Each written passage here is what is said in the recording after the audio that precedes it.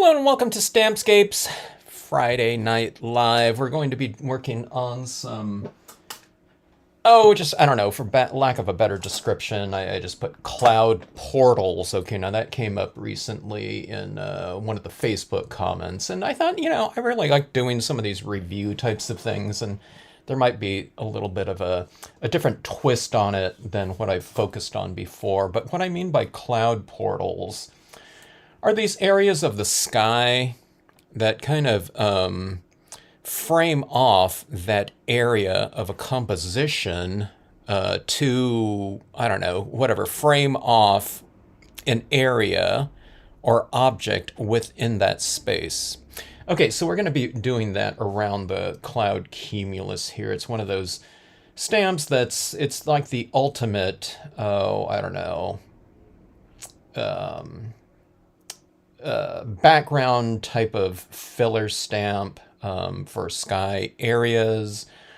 But it could also be kind of the star of the scene just based on how you use it. All right. So this one right here is this scene has been stamped on a glow-in-the-dark vinyl sticker paper, and it's been stamped all in black ink. Okay. And it's this portal to the sky area that features our moon, full moon, and some of the birds. This one is the gold stamp right here. Hello, Sheila, Linda, Sharita, how are you? Okay, so let's take a look at something too. This has been stamped with black ink on the vinyl sticker paper.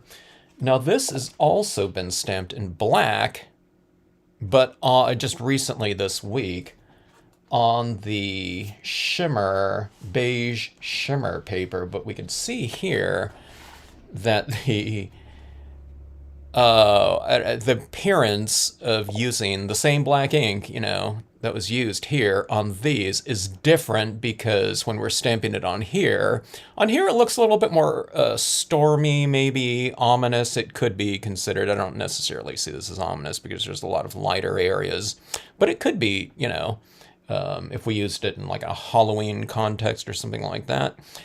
But on here, black inks just don't stamp out as dark as they do on something like the vinyl sticker, printable sticker paper, or on white cardstock or something like that. All right. So on here, it's more like a 50% gray, or maybe 60 at most, or something like that. Okay. But again, I don't know if I would call this like a little portal, right here, if we kind of had some surrounding clouds up here, but it is kind of this entry point into the sky. It's a transition zone between, something very far away and something a little bit close. I don't know if we consider clouds to be there terribly close, but relatively speaking, I don't know, whatever this would be, something like at 40,000 feet or 30,000 feet or something like that, compared to like the moon or open sky areas. So right here, this is like a little portal right here for this opening in here. And right here, they've been used all in a little bit of different way on these 3 points like here. Here's a bottom usage, perimeter usage like this. And this right here is more top and bottom, okay? So it's doing something like this, but we have that moon kind of framed off a little bit more, creating this portal into an open sky, revealing the moon. And then, of course, on this one, we have it flanked by a couple trees right here. So anyways, it can really make a great transition zone. And sometimes scenes, I believe, really benefit from that. It just creates something texturally, too. We have a lot of objects that we're stamping in the foreground, and all of our little figures and things like that, we want them to stamp out nice and crisp and sharp and defined, okay? So these billowy clouds like this provide a nice textural contrast in here. So we're going from something very sharp and focused and, most cases dark, at least, in our landscape. And then I have this moon up here. It's also sharp, so we're going from something like this, sharp, soft, sharp like that, okay? Just from a textural standpoint. So it really can expand on the textural range of a scene. And again, it's like distance too, okay? So we'll look at it right here. Hello, Cynthia. All right. Same thing right here.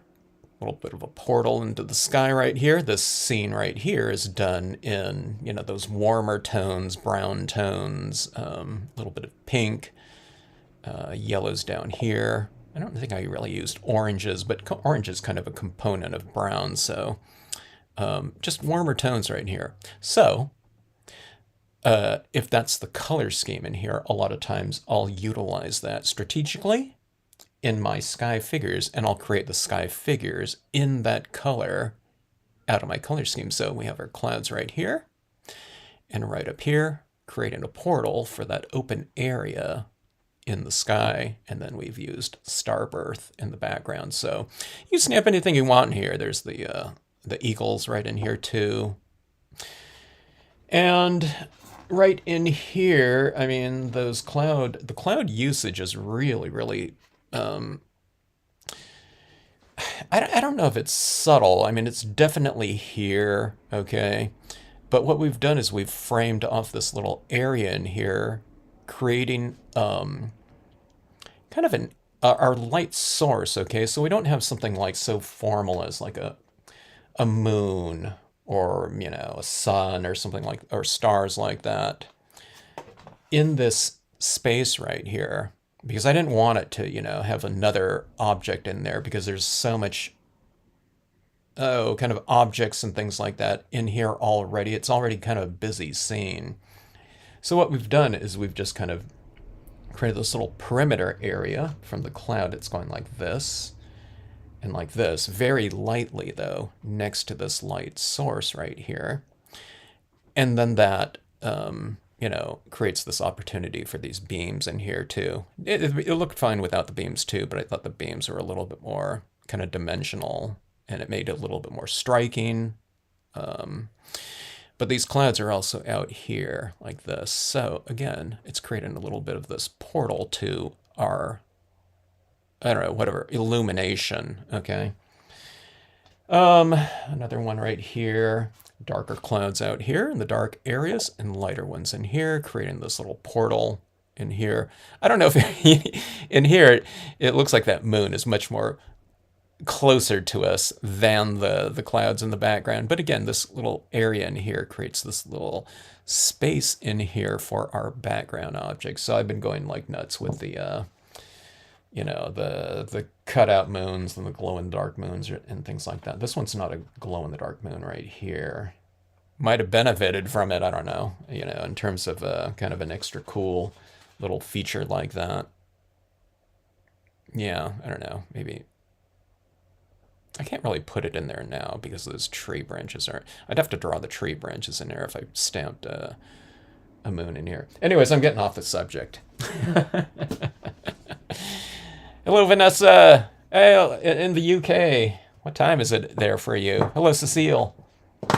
All right, let's get into it right here. Now, this is going to be a lot of review for everyone. I've used these clouds, and there's probably 2,400 posts, video posts on this channel. And I'm guessing that there's at least, I don't know, 500, you know, videos probably that have that cloud in there. I mean, those were just some scenes that I just did in the last, I don't know, this last month or so, and I've used it a lot. It's like a filler stamp. I see it like texturally as like the sedge filler, or just adding in these tiny rocks or something like that. And again, it just provides a lot of, you know, kind of textural contrasts. And I you know, I find it, you know, reasonably dramatic at times, or just something that's almost, you know, it's the ultimate kind of, what is that, you know, I can't think of it. There's the lead actor and the supporting actor. It's like the ultimate supporting actor for a scene. All right, so let's go here.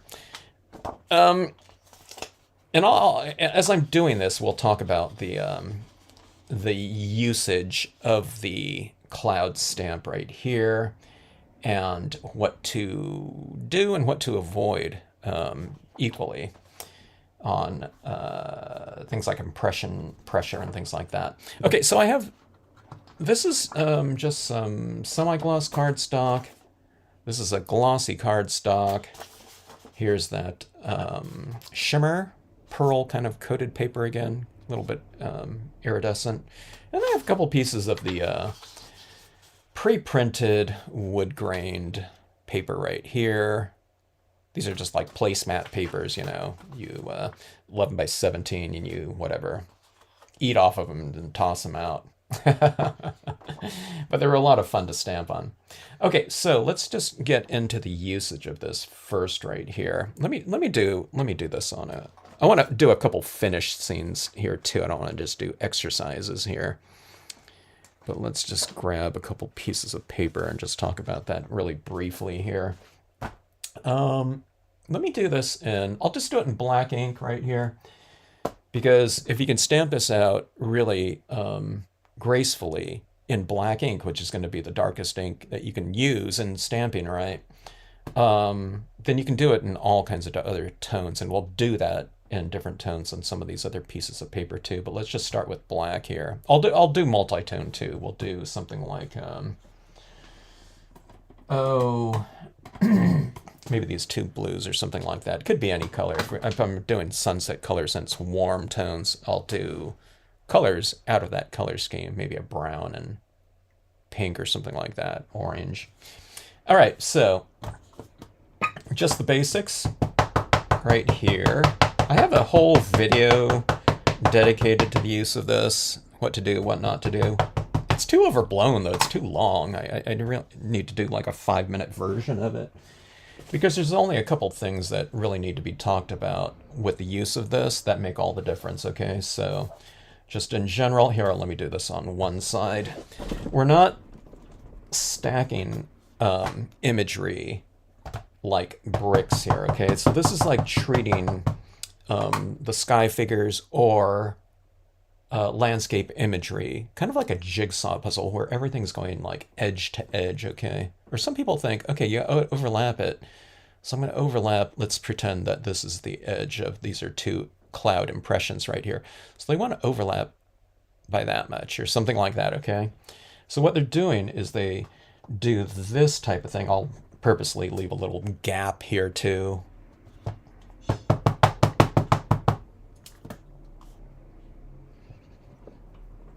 On a couple of these like that. See, it's very, I don't know. It's almost like pop art or something like that where you're doing that. Here, I'll overlap a little bit more here.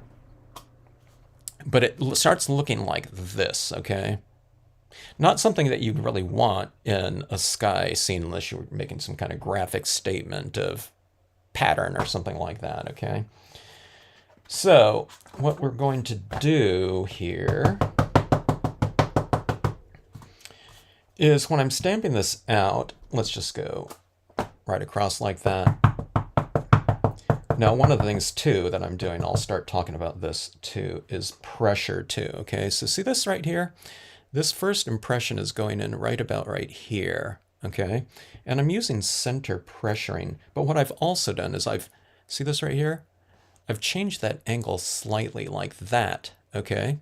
So it doesn't have this brick type of layering in here, okay? So let's see, let me go like this here. See this right here? From this one impression to the next, I'm going in at least, I don't know, like a ½ inch or something like that. I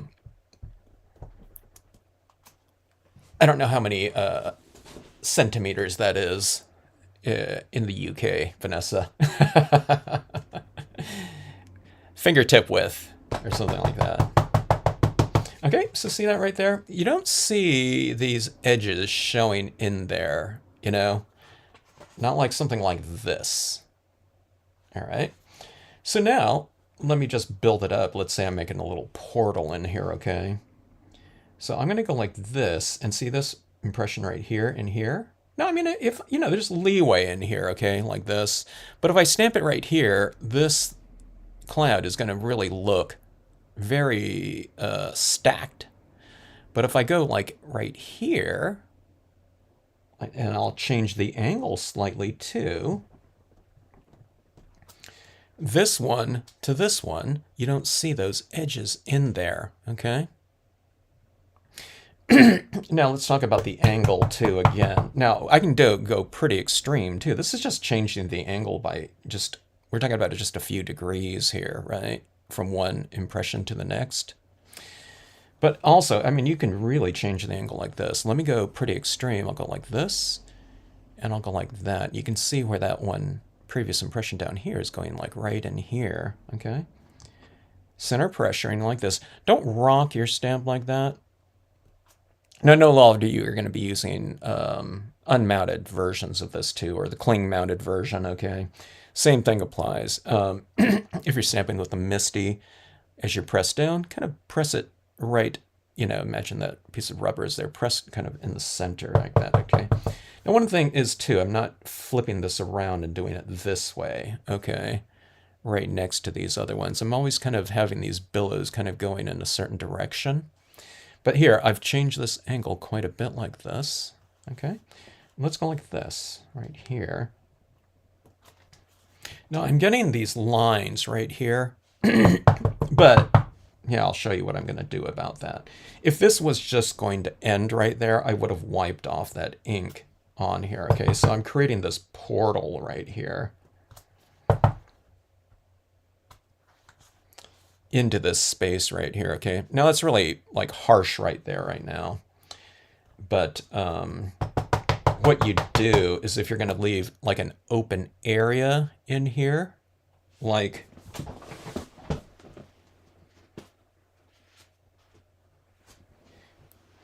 these ones, into an open area, and you don't want to get like a harsh line. Now, that's stamped out in a really light blue, so even if there was a line there, it's barely visible, okay? But I'm doing it in black just as an extreme example, okay? See right here, I just kind of have that open. We don't have this, I think I stamped it down in pink or something like that, or a light brown. I don't have this brown line going across here, okay? But what you do is keep track of, you know, kind of the direction that your billows are pointing in. Now, if you're using a mounted one or a cling foam mounted one little trick that a customer told me they did was they said, hey, you know, when they look at this, they can't tell which way those billows are going. Like, you know, I can because I've been using this for 30 years. But what they did on the back of their stamp, be it cling foam or unmounted rubber, they just put an arrow pointing in the direction that those clouds, you know, that the light is coming from, okay? So right in here, the cloud, you know, right in here, we have this little area of whatever, central lighting or something like that coming out of there. I've inked this up like that, okay? But now, over this entire top portion right here, now watch this right here. I'm going into it and I'm wiping this off pretty aggressively. The darker it is and the wetter your pad is, okay, you want to wipe it off accordingly. So if you have a really dry pad or something like that, you know, you might just need to wipe it off a little bit. But if you've re-inked or your pads are like super juicy, then wipe it off pretty good, like that, okay? Now, as I stamp it in here, it's going from wet to dry up here, right? Because I've really kind of wiped it off up there quite a bit. There's still some ink on there, though. And see this right here? I'm going right in here. These other impressions are going like right across in here, and this one's like going this way. So it's overlapping quite a bit in here, right? And now look at that transition there.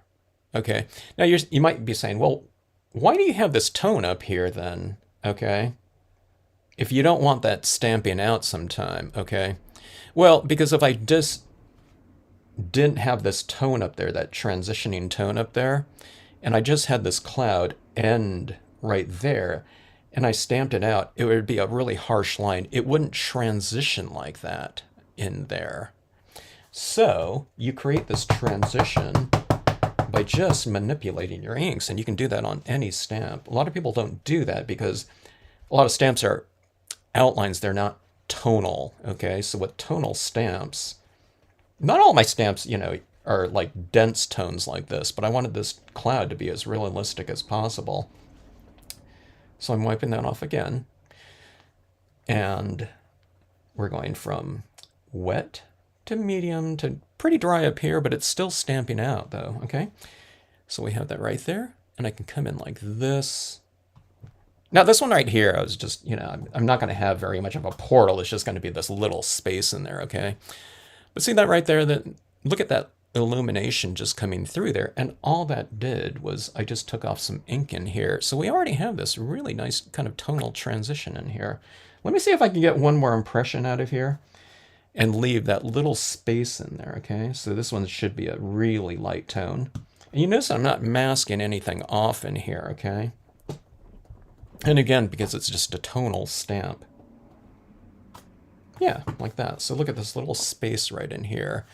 And you can have like these beams of light running out of there. It really doesn't leave very much opportunity for, other types of imagery in the foreground. I guess you had like some really big dark silhouette, styles of trees or something like that. You can put it in here. But this is just like to make a point of kind of directional positioning, overlapping, and tonal transitions in there. And we'll apply everything on this into these other scenes where I'll, do it in context with some other imagery.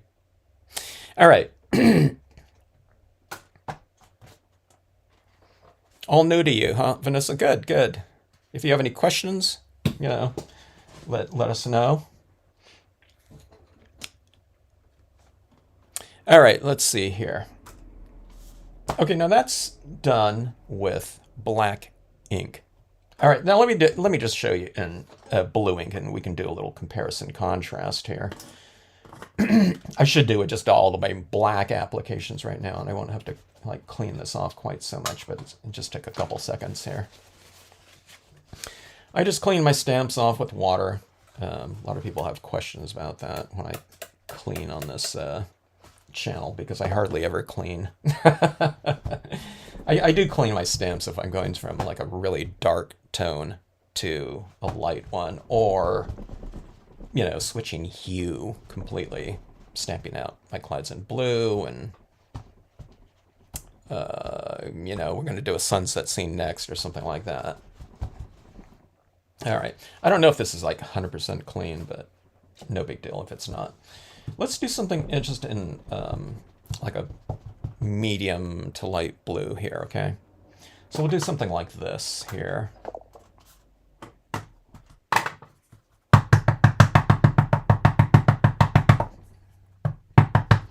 All right, this is a glossy cardstock right here. This one was semi-gloss cardstock. You can do this on other types of, papers, but there's a lot of tight detail in here. So if you're doing it on something like a linen or something like that that's heavy in texture, it's only going to be stamping on those raised areas, okay? Now, I've seen it stamped on things like envelopes and linen. I've seen linen envelopes. But you might be missing about half of the information because like half of the dots will stamp out. But then in the grooves, it's not stamping out. So tonal stamps, could be missing quite a bit on textured types of papers, okay? Like watercolor paper, probably not the best one to use with something like this. It's just so heavy in tone. All right, so we're going like that. Now we have these harsh lines in here, right? Now, if I was just stamping these clouds out without any more, texturing, cloud texturing in here, I would have wiped that off, okay? But we're going to add that other type of layering in here. Okay, did you see how that was each impression? I stamped it like that with those billows kind of pointing towards the interior like that. Well, let's put our light source right up in that corner again, like this one. All right. So one of them is, I don't know, whatever, storm approaching, and one of them is, you know, whatever, high noon or something like that. So they're like this. This really kind of freaks people out a lot of times. If they're coming from linear stamping primarily, and a lot of stamps out there in stamping, they're outline styles of design. So the idea of just stamping this right over the top of something is kind of a strange notion, because if you do that with outline designs, of course, you'll have all these lines going into, you know, the additional impressions. Okay, so see how that really transitions right there? Really nicely. It's like opening it up to the heavens or something like that. This one right here, I don't know, whatever. Could be opening up to wherever. Not necessarily hell. Maybe if it's a spooky horror scene or something like that. Halloween or something. Wiping it off pretty aggressively like that. Okay. And we'll go in here like so. Again, wiping it down there. Like that. And you have light and dark like that. So sometimes people see this cloud stamp like this. More so when I was selling mostly wood-mounted stamps, and they thought, okay, well, I want a cloud, but I don't want a storm cloud, okay? Well, it's like, I get where they're thinking that way, but, this cloud is going to look different depending on what value, color you stamp it out, but it's mostly the value. It's how dark is it going to be, okay? So this one right here is kind of like this one right here. This is what's going on back here in the background right here. But where I've colored in with blue tones right up here, if I come over these top of this with a darker blue, these lighter blue ones aren't going to show up as much. So what I did was you just re-stamp. You might start coloring this in. It's like, okay, I can't see these clouds out here anymore. So what you do is you just take this, you ink it up in a darker tone, and you stamp it right over the top of the coloring that you've applied to it, provided you didn't color with like a, colored pencil or something like that that's going to resist additional dye-based inks, okay? Now, if you know you're going to do that, like color this all in right here, maybe you hit it like that, or you just stamp these ones out in a darker tone. And I'll show you what that looks like here. Okay, let me see. Now I just know that this Danube blue isn't very dark, so let me get one of my other darker tones here, my darker blue inks right here. You can go all the way to black too if you want to, if you're going to color this fairly dark. Oh, this has been re-inked too, so this one's really juicy. This is like my Prussian blue. It's like the darkest blue that I have. Okay, now I'm going to wipe this off because this is a lot darker than that first Bahama blue tone, okay? So I'm wiping this off pretty good and right in here, okay?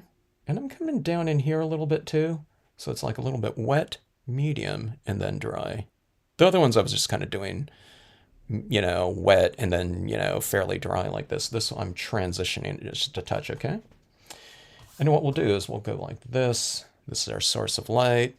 We'll keep this lighter in here and kind of darker on the perimeter. And we'll add this in like that.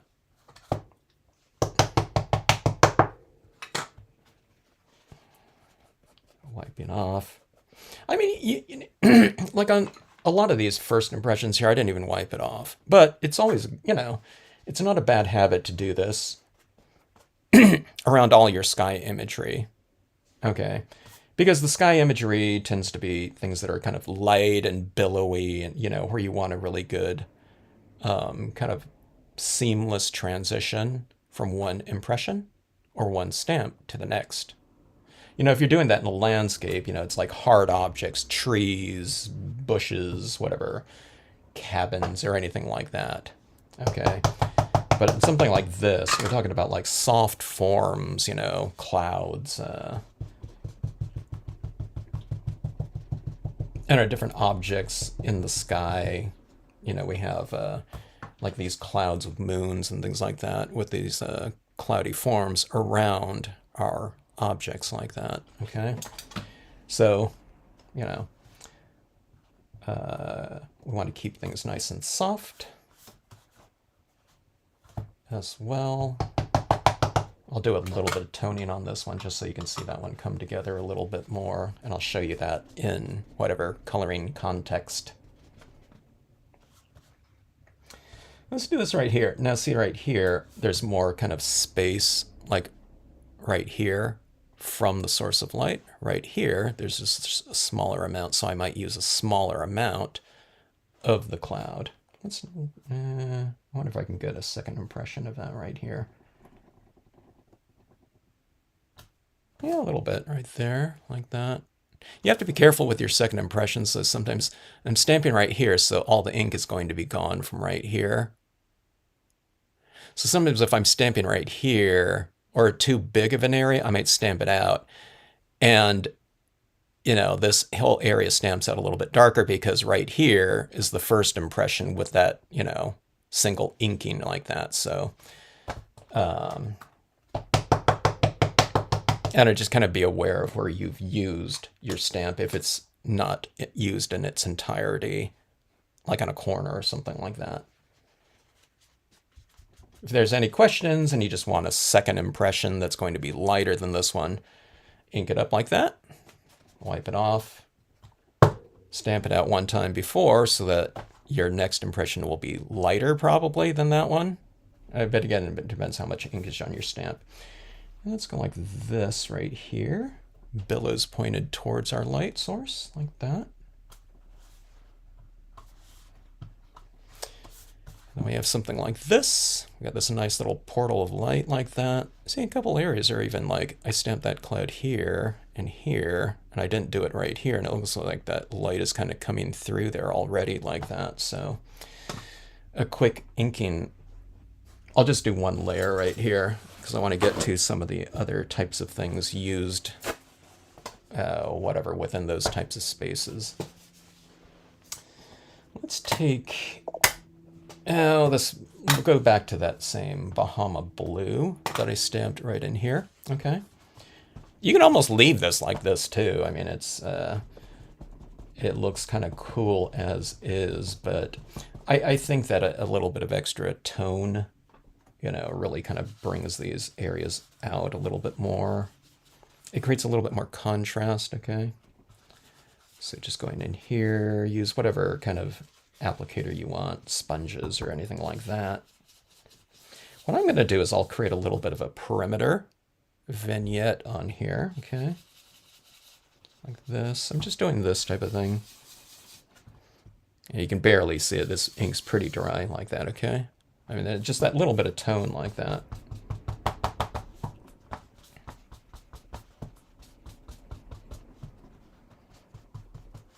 See this right here, where this cloud ends, impression ends, and these other ones begin. Maybe I'll put a little bit of tone, like between this one and this one.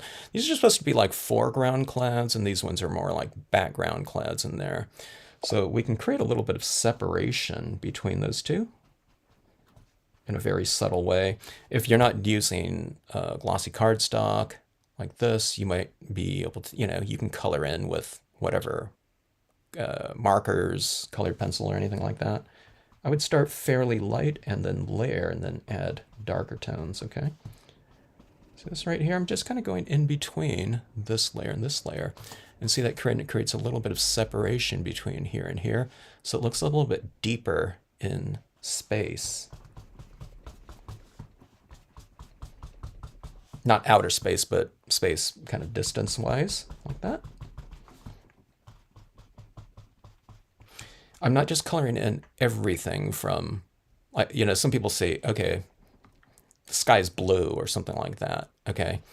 So they might think, okay, I'm going to color this cloud, but they're kind of doing it like they would like more of an outline style of stamp where you're coloring in whole spaces. But again, these are tonal stamps, so if you don't color in everything, okay, what you're doing is you're coloring, and by the retention of lighter areas, you're also kind of lighting your scene. So some people have a hard time, they say, with seeing the light, you know what I mean, knowing where to, add tones and where to retain some.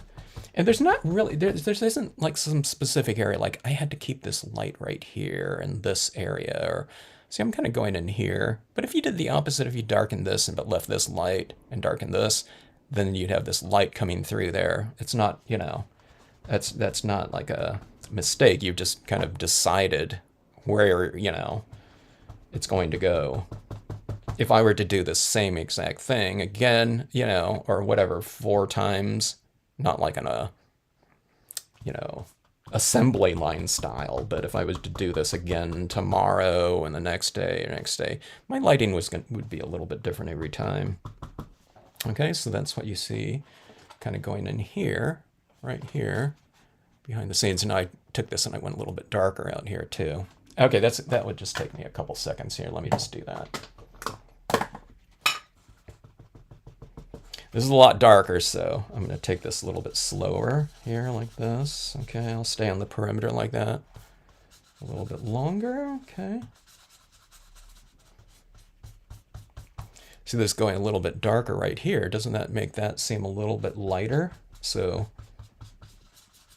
sometimes if you're doing coloring like this, you might think, oh my God, I totally darkened in my clouds in one area too much or something like that.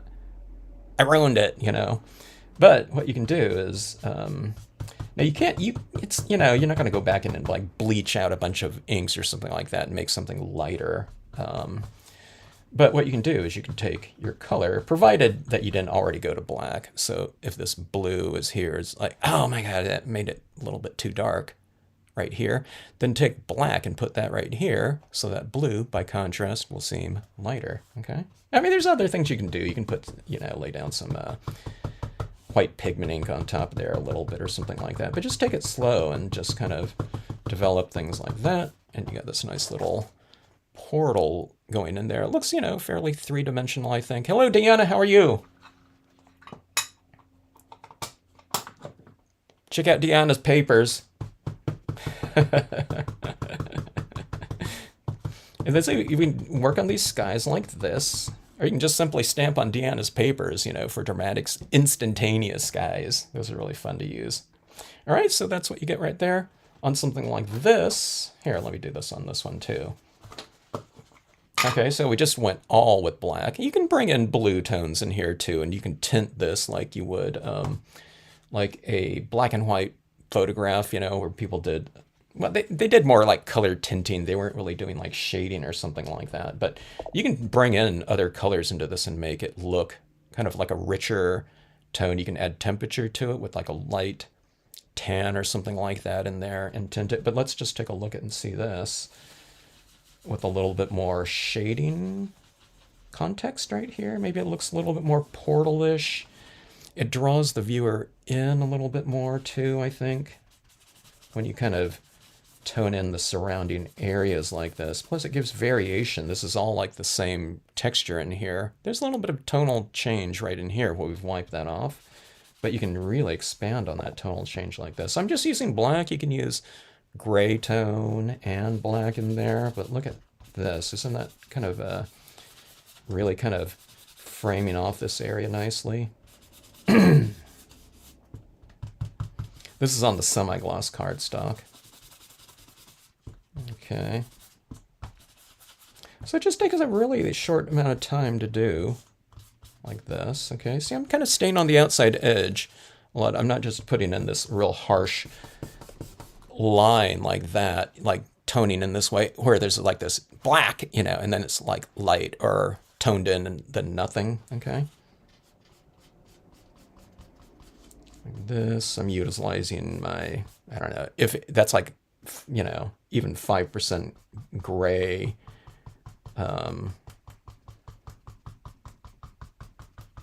Just I can add in these nice light tones like that, and it looks a little bit deeper here. It's not just this like this one kind of, you know,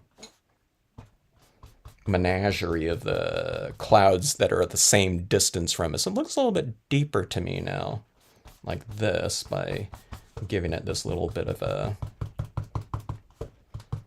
kind of framing, you know, like I said, vignette around the edges like this. Sometimes it doesn't look like you're doing any tone, but you just add, I don't know, whatever, 12 little swipes like that, and you might get to like a 5% gray or something like that. And it's achieved like that, but look at that, like that. Isn't that like so much better now? All right, so there's two different looks right here. So you got your portals like that. Okay, now this whole thing, the whole card is kind of like a portal going back into the distance like that. I'm just kind of curious. Let's put a little bit of black right here too. But that's what's going on in all these little spaces right here. So we have the snowy slope right here and then sky up here. So the portal is like, you know, I don't know, what, roughly 3/5 of the card or something like that. Let's do something like this here.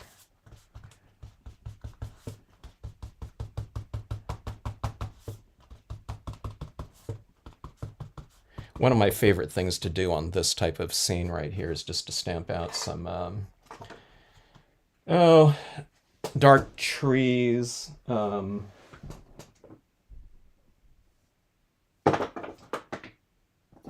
In the foreground. Here, I'll show you that really fast.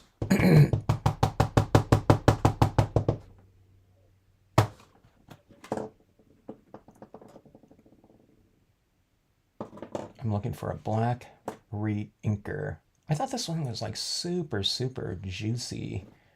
Like almost too juicy, but now it feels kind of dry. Okay,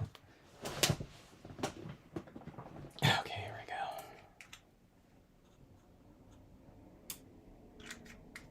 go. Here, I'll do this like this. We'll put our vanishing point, like right here. I just need to designate something, okay? And I'm going to point my tree towards that same vanishing point like that, and it was right there, right? Okay, let's see, I'm doing different heights right here.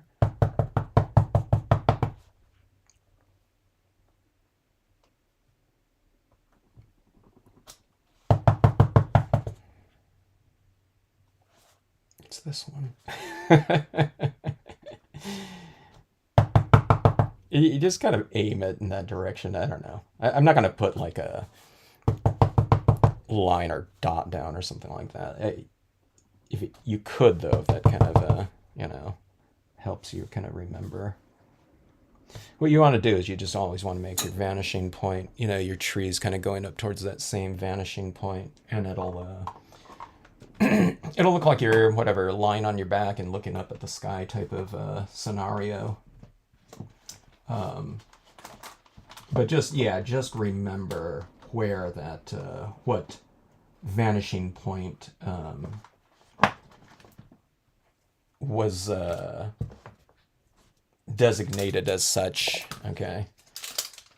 Sometimes when I see these pieces, people have their trees kind of going in different directions, including like one time some company came out with this type of scenario, but it's all on the same stamp, but they didn't use the same vanishing point for like pine trees. It didn't matter if it's like a rounded tree like this ash right here. I mean, you can, you know what I mean? It could kind of be going anywhere, but like pine trees are like really defined, you know, in terms of kind of directionally.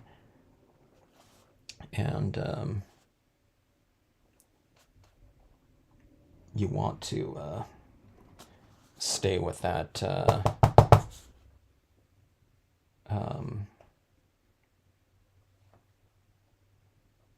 whatever shape convention, I don't know, whatever you call it. Okay. All right, but anyways, so you have something like that. That's always a fun little thing to do. And you can do this on all kinds of different cards too. You can have moon up there. It's kind of fun. This one's like one of those scenes that's like super, super visually directional because you have all these things like, it's like pointing, like, look at this area. Done like several times or something like that. You can put some little birds up here, something like that. I've been using like these little glow in the dark, moons lately. You can put the glow in the dark moon right there too. You'd be getting rid of that little portal right there and just kind of replacing it with this in that little space right there. But that'd be pretty cool. Yeah, like this. This type of scene too, it seems like it's really good and evocative for like a little quote stamp up here, I would add in, you can add in, some of those light beams coming through here and coming through some of those trees too, and that would be fun. You can have these trees too, just right down here, going straight across like this, I would mix it up. I wouldn't just use the one pine tree. Like on this one too, I'm thinking it needs a little bit of a thicker one, but you can have also just going straight across the bottom, and that really this background in here really makes a good kind of foundation for that type of thing too. All right, so let's look at some other types of applications here with some things. And we'll use some different papers as well. Okay, so someone mentioned they saw this cloud stamp, and she really had, a really good idea here because it's perfect for things coming out of the skies, like angels or something like that she mentioned. And I love doing something like that. So here's my very old Marks of Distinction angel. I have a couple of these ones. They're old engravings like this, okay?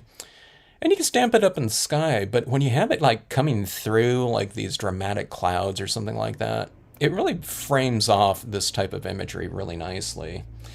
So let's do this in, let me just do it in black here. Or do we do it in... Yeah, I'll just use the black here. All right, so let's see. So the only question that I have sometimes when I'm doing something like this is, all right, should I stamp the angel first or should I stamp the clouds first? Okay. Maybe I should do the angel first. Okay, so if I stamp the clouds first, I just have to make sure that I don't stamp this angel over some of the clouds that already exist, because I'd have the cloud formations showing right in these open areas, right? Where it's solid and black, you don't really have to worry about it. But that's the only thing. So sometimes stamping your kind of object first. If it has open areas, it's better to do the clouds second. But I don't know. I've done it both ways. Like if this interior area is showing up a little bit in their clothes or something like that, it's so light that, it doesn't really matter. All right, my Marks of Distinction. I don't like the rubber that he used. I'm not sure if this is 100% red rubber. It's colored. They had all kinds of, 100% rubber. Came in different colors that you can get. Some people did like purple. He did like I don't know what this is. It's like a beige or something like that, but sometimes I'm not sure if it stamps out as just, good as the just the plain red rubber.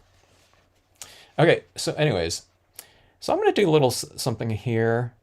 So I'm going to have this angel kind of coming out of the clouds, okay? So I'm going to do something. I'm going to wipe off, just like we did our clouds before. I'm going to wipe off some of this right here. So maybe it looks like some of the light is hitting this figure in a couple different areas. Maybe I'll go on the wingtip like that a little bit. Maybe I'll have a little bit of light in this bottom area. I'll do a little bit of a bottom illumination like that. So just instead of stamping out, this is a fairly tonal stamp right here in different areas. It goes linear in a couple areas where it needs to. But that's where you can get you know, a little bit of variation of value within the actual impressions. So you don't have to stamp out everything in black, okay? When it comes to a tonal image, you can take off some of the ink. Now, sometimes I do that. I remove some of it, but I was like stamping with too, you know, dark of a, wet of a, you know, pad. And it's like, okay, that didn't do anything because I didn't take off enough ink or something like that. But by and large, you can get a little bit of variation just by stamping out amounts of ink. Okay. Oh my gosh, I didn't stamp right here. That's going to be a solar flare. Here, let me just do that again. Ridiculous. That's what I was talking about. You know, some of these stamps, I didn't like. Yeah, I didn't like some of the stuff that he did with on some of these images.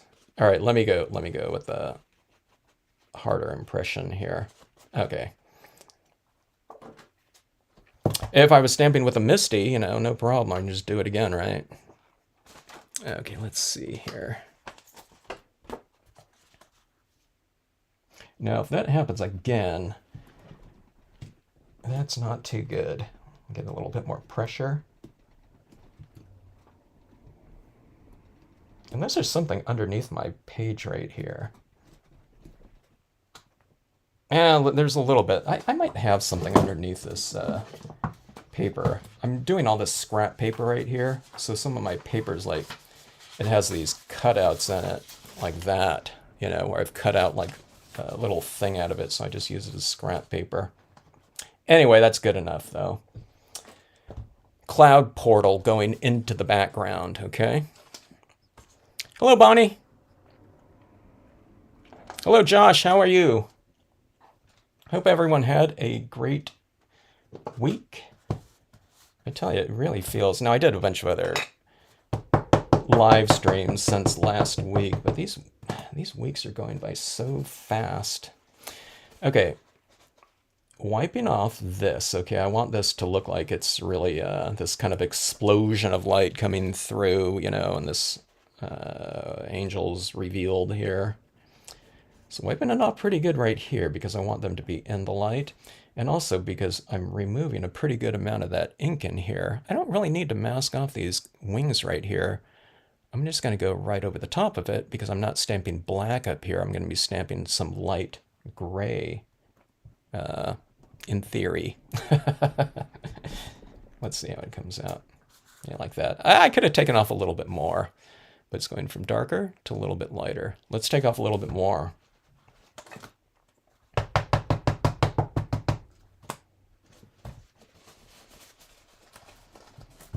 Okay, I was right.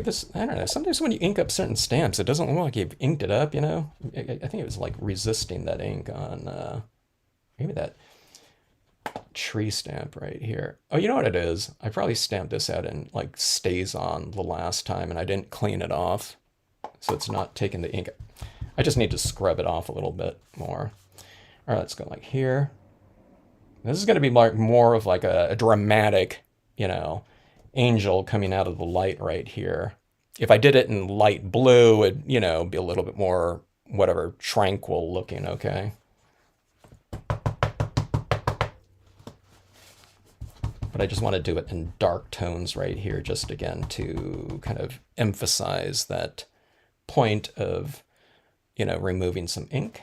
Okay, now up above, the billers are pointing down because it's going to be bottom lit, okay? Let's do this right here, about like that.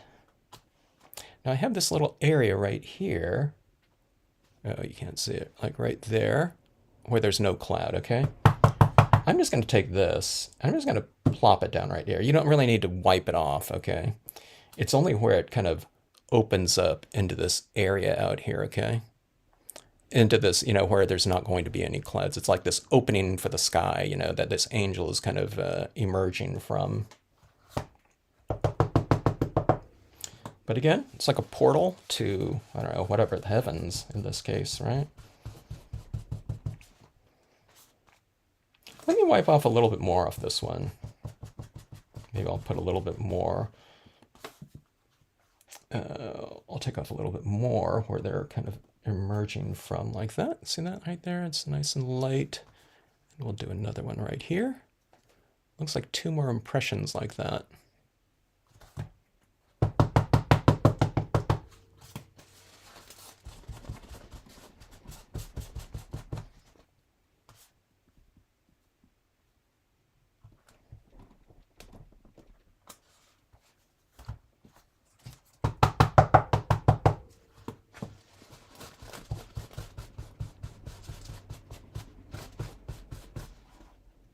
And one more right here. All of it going right behind their hand.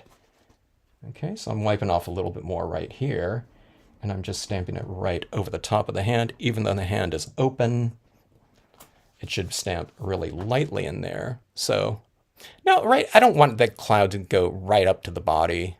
I guess I could if I did like another impression like that, but see this right here? We have this fairly open, you know, figure right in there, and no masking involved, okay? Now, if I just ink this up like this and I didn't wipe off any of that and I stamped it on down here, that edge would be a lot more distinct and that would be going right into the figure, okay? But where it's really light, you can't really see that cloud going in there, okay? Same thing over here. I mean, if I looked like really closely, I can definitely see those textures in that wing right there, but not enough so where it's like, you know, kind of looks kind of obtrusive to the, you know, the look of the piece, okay? So let's go like this with some of this tone right here. Now, I'm not going to take the time to color this angel. I would add in some tones into this angel. And if you wanted to do other colors, like I said, you can do that. You can, you know, this is like done black because, you know, I was making it kind of a little bit more dramatic. Done in blue tones like that, it would be, like I said, a lot more tranquil looking, you know. Our sky figures tend to set the mood of a piece, in my opinion, okay? We stamp out all these little figures and things like that, but for me, it's the sky that really sets the kind of the emotional tone of a piece.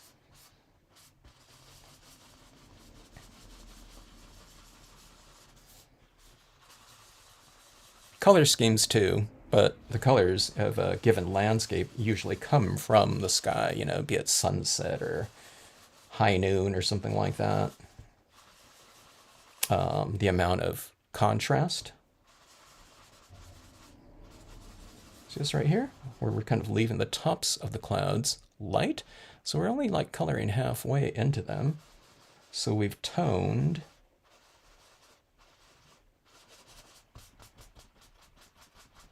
but we've also created lighting. So we have a lighting scheme here just because we haven't colored everything out in its entirety. So, you know, I don't know, midway up the clouds, you know, right around on the perimeter on average. Let's go a little bit darker on the edge here, like this. This is on the glossy cardstock again. But, you know, it could be on the semi-gloss too. The semi-gloss, where I really like the semi-glosses where I utilize things like colored pencil, because I can color semi-gloss cardstock with colored pencils, but the glossy cardstock, it's just too, you know, sealed off and smooth for something like a, you know, a soft medium, you know, like colored pencils or pastels or something like that.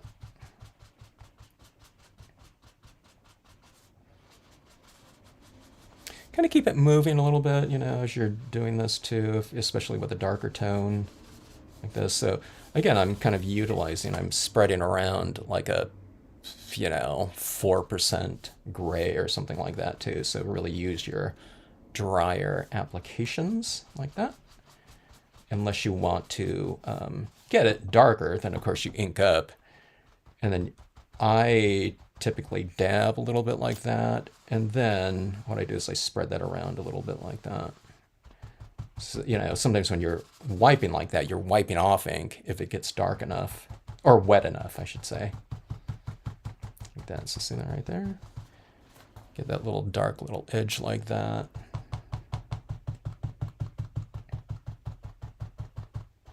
And again, the figure needs to be toned in. I wouldn't tone it in like this. I would, you know, get my markers and, you know, the alcohol markers, and I would come in and I would tone these in like that. And then this would look really great with some kind of like soft white pigment ink light in here, like coming in front of the, you know, the angel. You can have like these heavenly beams coming out like that too. Like this one right here, this is just with some white pigment ink applied on those clouds. See, those clouds are extra kind of soft right in there, and that would look really great in here. Maybe I'll finish off some of these pieces in another video, but these beams of light like that would look really cool coming out from behind this angel, like in here, like that. Maybe a couple down here, this way. And that would be really dramatic, I think. But anyways, there's like a portal like that for like one figure, you know, becomes like a pretty dramatic type of, you know, pretty simple, whatever, scene scenario here. Time goes faster as I get older. It is speeding by me so fast. All right, let's go into the next. I want to do one of the scenarios that I've been thinking about are the these. I'm looking at this right here. Oh yeah, I wanted to have her. let's take a look at this little scenario here. Let me see if I have a dark brown pad right here just to change things up a little bit. Okay, a lot of my old ink pads are kind of like, they're barely breaking down, so I have to see if I have a good version of a, you know, whatever colors of that I might want to be using. Some of my old pads, the foam is kind of breaking down, so I use them to tone my scenes, you know, just by dabbing in my paper towels or sponges or something like that, and then adding it down, but some aren't good for impressions anymore. All right, let's do something like this. I see this figure right here. I was thinking about her when doing this portal type of thing, and I was thinking about her just walking into like this mist or something like that, you know. Seeing what that would look like.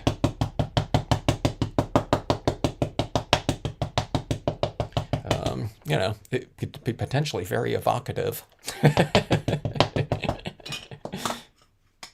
Contemplative. All those, you know, all those desirable scenic stamping words. All right, let me see here. I might need to use the other figure. Let's see which way she looks like she's going here. So she would be going, let me get the other one. I think I have two of these. Yeah, okay, here. This road's going around that way, but this figure right here kind of looks like they're more going that way. Okay. I mean, you could do that. I think I paired those up last time like that, you know. But I think this one might be a little bit, oh, I don't know, whatever, better for that. Okay, so I just stamped that in dark brown. Let me just do her right now, and I'll work my whatever scenario around this. Let's see, like that. Okay.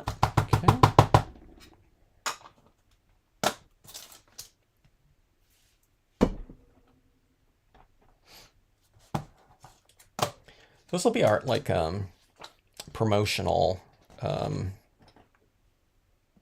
scene for a movie that we all develop here. I didn't used to watch too many horror movies, but my son got into those, and it's like he started reading like things like Goosebumps, that series for kids. Man, when was that? That was like in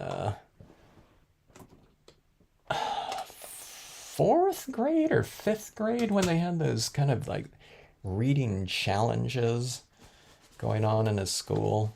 If the kids have to read like, I don't know, like over the course of the year, like, I don't know, whatever.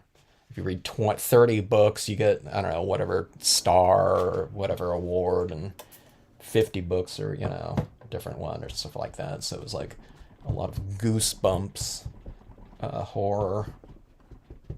And thus began our horror-filled viewing, I don't know, whatever quest. I think we've seen like probably like, I don't know, 1,000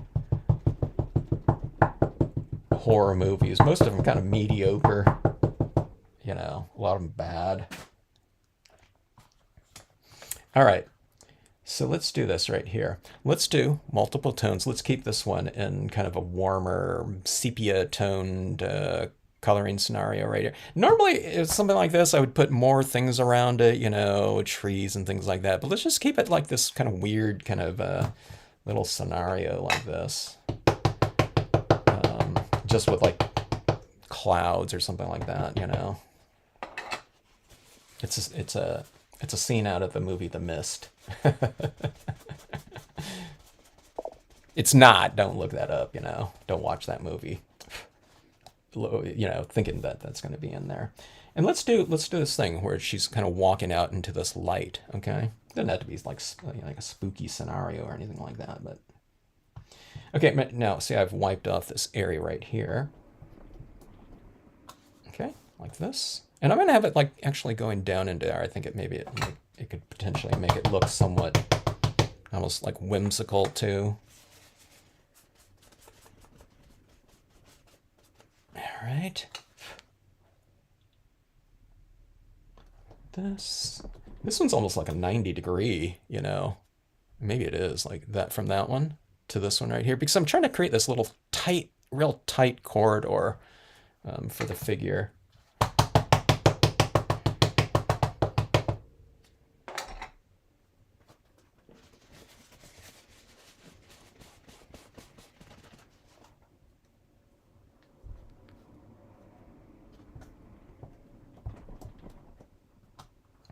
That. Okay. Let's do... Okay, so the thing that's going through my mind right now is, do I do this again in this brown, or do I go darker? I think I'll go... I think I'll do it lighter, like this medium brown again, right here. Now this one's going to be higher up, and it's not going to end, but I think I'm going to wipe it off anyway. Okay. Let's see, this is like this. Here and here. I'm going to come right in here like that, okay? And overlap that impression, which is going right here, and this one right here, which is going like right here, okay? So you're doing a decent amount of overlapping. You don't want to overlap like 80% or something like that, but see how that really just fits right into that space? And then from this one right here, our next impression will be like right there, okay? You have this little space right down here that we can put something in there too. This one's not really like leaving space, for like a large, object or area. So, it's not like it's just like a tiny little narrow opening gap of a illuminated area in here, okay? So you can do that too. Sometimes, and you don't have to go with this rounded thing. Sometimes I think I've done things too, where there's just like this. This is almost like framing something off, on each side of it right here, like almost like columns or something like that, pillars, okay? With some kind of like vertical type of scenario. I think you can do all the kinds of things like that. You know, it can just be more graphic, of a, whatever visual statement. The clouds would be good, just for, like cards where you have an opening. It doesn't have to be in black unless it's like Happy Halloween or something like that. But these clouds like this are a really great spot for this, like a word stamp or something like that within that space. Quote stamps, whatever. Okay, now this one's the dark brown right here. So again, there's transitioning values, the farther you get away from the light, and this one's going to be illuminated, where the light source is going to be from down below, like that.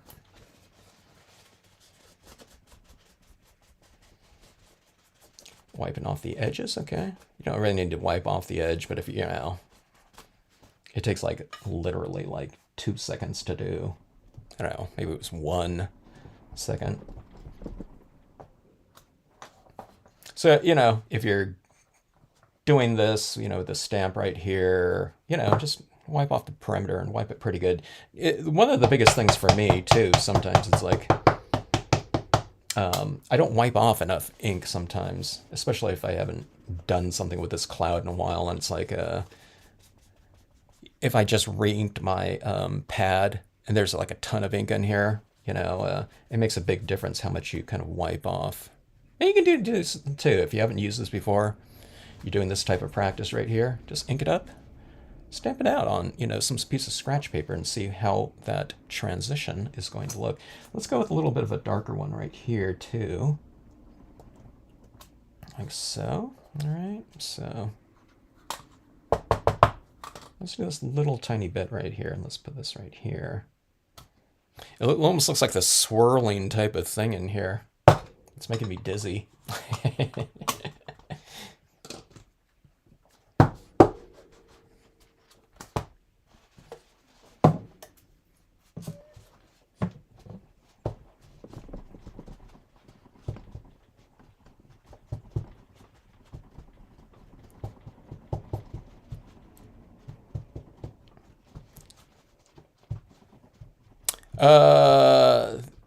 Girlfriend and I went to Zion Park last year.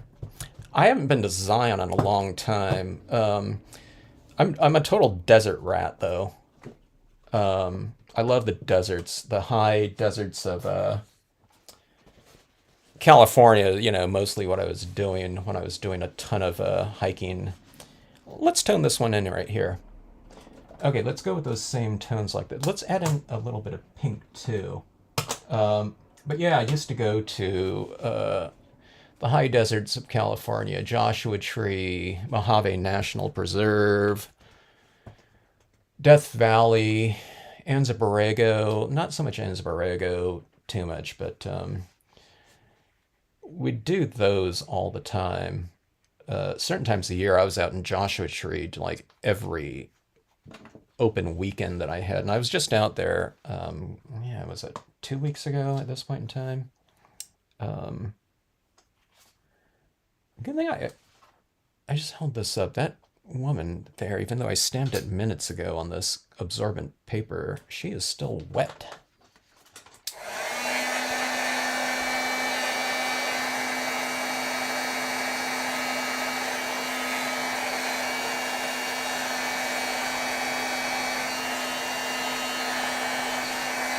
I don't think I'll be bringing any tone over here, over her, but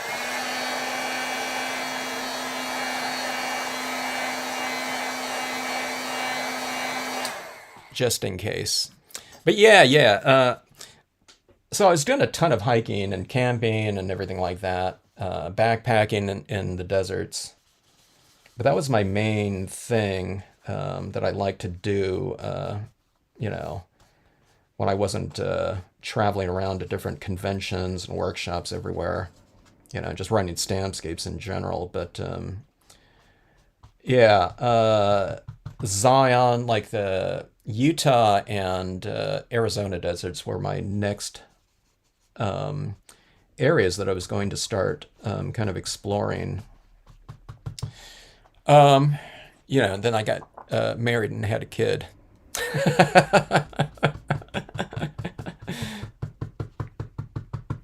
But yeah, I started doing all kinds of stuff, research. I think it was Glen All. Was it? I forget that one. There was this one water hike somewhere. It wasn't. I'm not really into the super crowded places though. So if I went over to like Zion, I'd want to go maybe like in the off season, like on a weekday or something like that. But yeah, I wanted to start going and exploring those areas. I mean, the areas have gotten like a lot more crowded over the last. Let me see. When did you go there? Okay, you went there last year. Yeah, I don't know. How was it, and what time of year did you go? Like, was it super crowded? Like, I know some areas, some national parks, and some hikes, you got to get like on a waiting list, or you show up that day and you're on a waiting list or something like that. Or I don't think it's first come first serve. I think it's like lottery or something like that. But 20 years ago, when I was doing a lot of that type of hiking, I can't imagine. There's this one really cool feature called the wave, and a lot of people have seen photographs of that kind of natural formation. But I knew people that just went out there and I don't know whatever just didn't. I don't. Maybe they made reservations back then too. I'm not sure, but they were just able to get right in there. But yeah, I love the deserts. If you ever have a chance, with certain areas, you'd have to kind of plan it out a little bit accordingly. But you know, and seasonally, you don't know what's going to be happening in these areas. I'm going with a little bit of pink now, just for a little bit of variation right here.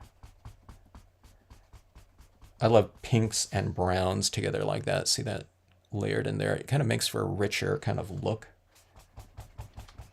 But yeah, like wildflower displays.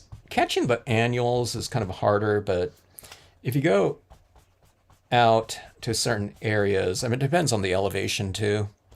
But for me, it's always the cacti blooms can be really spectacular. Like out in Joshua Tree, which is about at 4,000 feet, the cacti bloom and I think pretty consistently in May at the 4,000 level feet. Okay. In the lower elevations, it might be earlier. But just really spectacular showings, the ocotillo and the ball cactus. And I don't know if the yucca, I think the yuccas are blooming then too. But it really makes for a really spectacular showing. What I like is that there can be a little ball cactus that's like this big, and it will have like this, whatever, 3 millimeter little yellow flower on it. It looks like a little kid to me because the other ones have like this big, huge bouquet of flowers on it, but you get this little tiny thing and it has like one. And it reminds me of like some little kid holding out his whatever thing they made very proudly, and it's just like super cute. Like even the tiniest little thing, they all have that little bloom, going on, which really blew me away the first time I saw that. Okay, so those are some pinks around in there, so a little bit more rich than just going on straight with the brown like this. Let's go into the browns. And then Joshua Tree is like the ultimate playground for kids. They're the kids in all of us, because you can go and climb on the rocks. And that is really spectacular to do. That's what I like doing. As long as I don't fall and break my hip these days. I was telling this friend of mine that used to go out with me all the time. We don't do rock climbing. Just more like hiking and scrambling, like through rock systems, and that's what I really enjoy doing. But I was saying, man, we better be careful now. So we were like super, super careful because we hadn't been out there in a while. I started taking my son out there a few years ago with his friends. They really got a kick out of it because it's not like just staying on a trail, you know. You get to navigate and I don't know, find your way through systems. I took them, dropped into like some cave areas, not it's like super deep cave areas, but just caves that are created by the piles of rocks.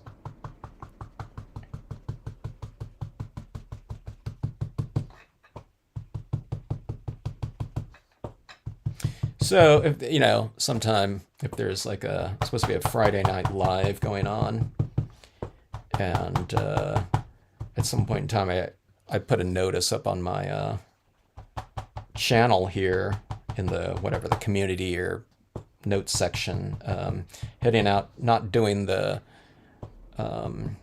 Friday Night Live this week. I'm going out to wherever, you know. I take a lot of pictures of things like rocks too for like a little bit of research, you know, and stuff like that. But if I don't come on like the next week after that, you know, someone call the authorities.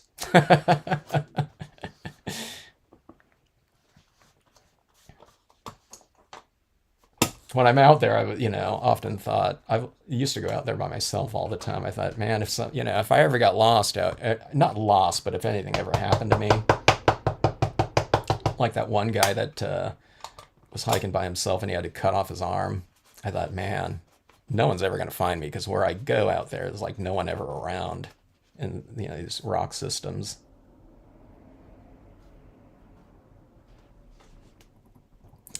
But everything ever happens to me like that, you know, and I'm gone forever. You know, keep stamping, work on your technique.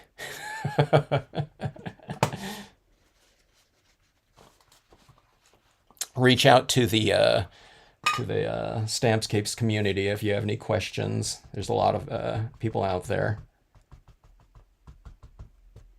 especially on the Facebook group. All right, so I added another little darker area right there. We've added the brown tone like that. Let's go in with the darker brown tone like this. Hello, Willie Nick. Good to see ya. Goosebumps, yeah. I don't think I ever heard of Goosebumps until my son started reading it. It's like, man, there's a lot of Goosebumps. And then we started watching like the Goosebumps TV series. I don't know what year those were, you know. But we watched, you know, a lot of that. And then when he was kind of roughly around that same age, that Goosebumps movie came out with Jack Black, which is, you know, kind of nice and timely. All right, so just going a little bit darker around here, you know, it's a lot faster when we're just using like one tone of ink, black, you know, or something like that. But you can get a lot of richer kind of tone like this. Maybe I won't go all the way like this on this one right here because I want to show some other things. I want to do these galloping horses right here, like coming out of this, like, you know, I don't know if it's going to be like a fog bank. It's like a little bit more dramatic than that, but I wanted to check out that type of scenario here. But I wanted to do something right here too with the with that white pigment ink on this one. I want to show you just how fun, nice adding that extra texture in to these clouds can be, and how it can really I don't know, kind of expand on the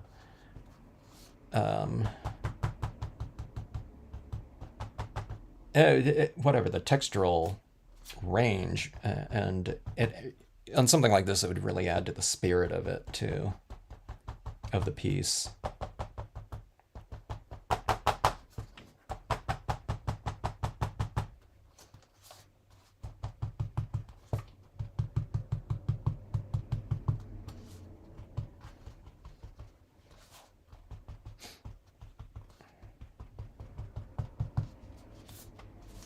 This was from that Goosebumps story called Don't Go Into the Light.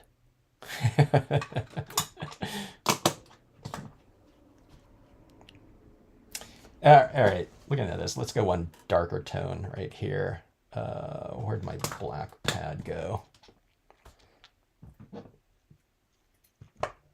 My book series back in the day was Nancy Drew. Yeah, yeah. I read a few of those Nancy Drew series ones. I started getting into those Hardy Boys and Nancy Drew books, yeah.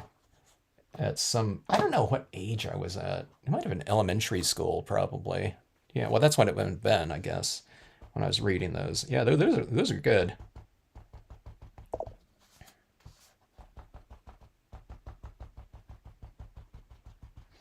Yeah, that black really added quite a bit up there, didn't it?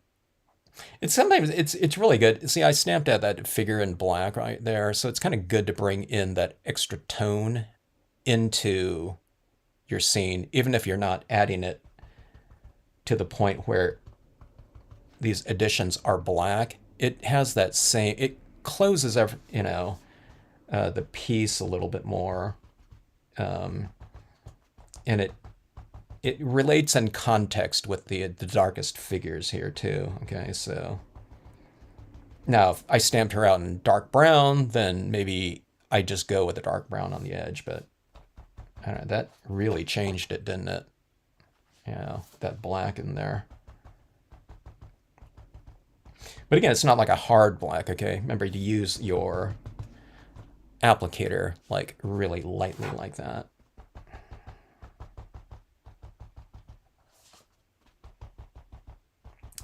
Or dry, dryly like that, I guess I should say. Dry, well, dry is light too, so. So when people are doing this, a lot of times with the darkest tone of ink, a lot of times they keep their like black like super juicy, and they have a really hard time blending the dark tones. And it's because, it might be too wet, okay? So if you ever have that problem, what you do is you just utilize, you know, dryness, relative dryness, okay? And then you can be applying a 5% gray or something like that, okay? Now, see this right here? This is a pattern, whatever Bounty paper towel or whatever brand that is. But see, this is kind of like flat. So sometimes people said, hey, I can't use paper towels because it's got this pattern in here, okay? Every time I'm tapping it down, I'm getting this pattern, the Bounty pattern on there. Well, you just smash it down like that and it'll be just, see how like flat and smooth that is right there? So it's like shiny, smooth like that. And that's what I'm doing. So it's like flattened, dry. You can use a sponge too. A lot of people don't like using paper towels. It's like, especially if people bought like a lot of like, nice, whatever, ink blending tools, sponges, stuff like that, they don't like the idea of this right here. I kind of get it. They want to use their things, and you can use those. But just, do the same type of thing. Just utilize it wet and dry, or variations of whatever. All right, so there's that right there. Let me show you what a little bit of this white pigment ink can look like on here. And it's kind of a fun little, scenario here. This would be a good thing for if you figure out like if you had like a really cool like quote stamp to put on here or something like that, It'd be kind of interesting. I don't know what that word stamp would be, like a wish you were here maybe.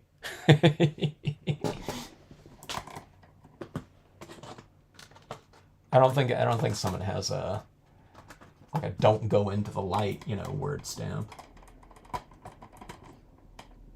Okay, white pigment ink. All right, let's see here. Let's do this. 100% cotton ball. I don't want to put this all over that figure there. I want her to stand out a little bit, quite a bit. Lighter areas right in here. You add that white. See, adding white over white, you really can't see it, okay? But that's where you kind of get in the groove of adding this on here, okay? But now, where this really looks great is where light meets dark okay? So what you do is you just start adding it in the white like this, and then just kind of come up into the light, you know, kind of tap it off for a while though, because your cotton ball might be like super juicy, wet. But just test it there first and see how much is applied. It's kind of hard to tell though sometimes. So what you do is when you start moving it out into the darker area, just use a little bit less pressure. Maybe tap it once, you know what I mean? And if you put too much down, it's like a blob white ink, then just, you know, just wipe it off and then, you know, start over again, or dab some of it off first and then start applying it, okay? But see, this is like it's getting a little bit softer around here, around her. And again, it's like little portal of light that's kind of like coming out into this space right here, like this. So it really kind of emphasizes that idea of a light source like that, okay? Now, this is like really all stamped out, you know, in a dark ink, dark brown and black. So what I'm going to do is I'm going to have that light come out into this one area of, you know, darker impressions like that. So I'm putting it over her shadow a little bit more like that. And doesn't it seem like the figure now is kind of in the light more? Because you have this like physical application of a lighter tone in there. So let's bring some of this lighting out this way too, okay? I won't do it everywhere. You know, adding like too much isn't good either. Now see, this is like naturally just by chance looks a little bit lighter right here. So I'm going to come up here and I'm going to emphasize that a little bit. Sometimes I never know what's going to be, you know, light, you know, when I do this. If I did this again several times, it would be different every time.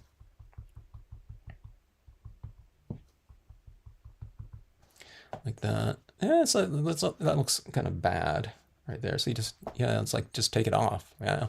See this right here? Those little areas like that, you know, I didn't go over with any other tones. So it's like a couple little spots of light. So where light meets darker like that. See, it seems like they're glowing a little bit more to me now. It's like a softer kind of glowing light in there. You can do these light beams out of there too, you know, if you really want to make it really, whatever, really trippy looking. Okay, you went in September. Okay, that's perfect there. See, after like summer and fall in the deserts, or all these places are really fantastic. Before winter, you know, temperature wise, it's perfect. I love going to places like the national parks and things like that. I like going late September, early October too, because if you're in certain areas, you might get some fall tones out there, and there's just not as many people. If you go up in elevation, like to the Sierras or Yosemite or something like that, no summer crowds, and it's before like the certain areas are like ski resorts, so you don't get that winter crowd either. Now I don't know how it is these days. It might be just like busy all the time, but I had so many like trails to myself in those types of months. Acadia, Yosemite, stuff like that. Yeah, but September. And again, like I love late September especially. That's my favorite time of year. I think fall. I love the temperatures and everything like that. The colors are cool to see in springtime, but my favorite's still fall. Death Valley September, it still might be, you know, 115 out there. But late September, you know, that'd be a really cool time of year to go. I've probably been out there that time of year, but I can't remember. All right, so see that right there, that little glowing area there. So a little portal again, you know, I mean, that's like a tiny portal right there.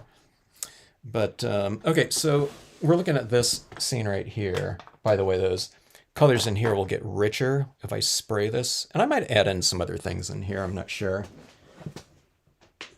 But different versions of this same type of color scheme right here are like right here, okay? That's that same tone. I don't know if you can see it right here. Now I used a little bit more yellow in here. I didn't use yellow in here. But this is the same type of color scheme. So see this right here where you have this light source right here. I'm just talking about this cloud formations. That's what's going on right up here in this piece right here, okay? But it's just in this really narrow 1-inch strip up top like that, okay? And just running across like that right in there. And that's the same type of technique you use in here. Of course, we're using more clouds here because we have this big area to fill in. This one right here, this is that same, roughly type of color scheme. Again, I used more yellow tones in here. This thing was more expanded. Let's like right out here is where my opening space was, but the clouds are kind of in a perimeter like that for a larger moon to go in here, or that space, okay? So it's the same type of thing, on all of these. And here's another one right here, fairly recent, but it's really similar color schemes. Again, this one uses that same pink that I used on this one right here. But instead of this more perimeter, type of application, circular type of application, we just have the clouds going like this. And then another one right here, opening up this little corridor of like this narrow opening right in there for our deep space imagery, the star birth. You can put a moon in there or whatever. You can put, I don't know, whatever, lightning bolt or anything like that in that space. But that's where, utilizing, types of perimeter-oriented applications of sky images can really frame off areas really nicely, especially if you have a large area like this. See, like this up here. You could just do some background swatches of tone up there, like I did on...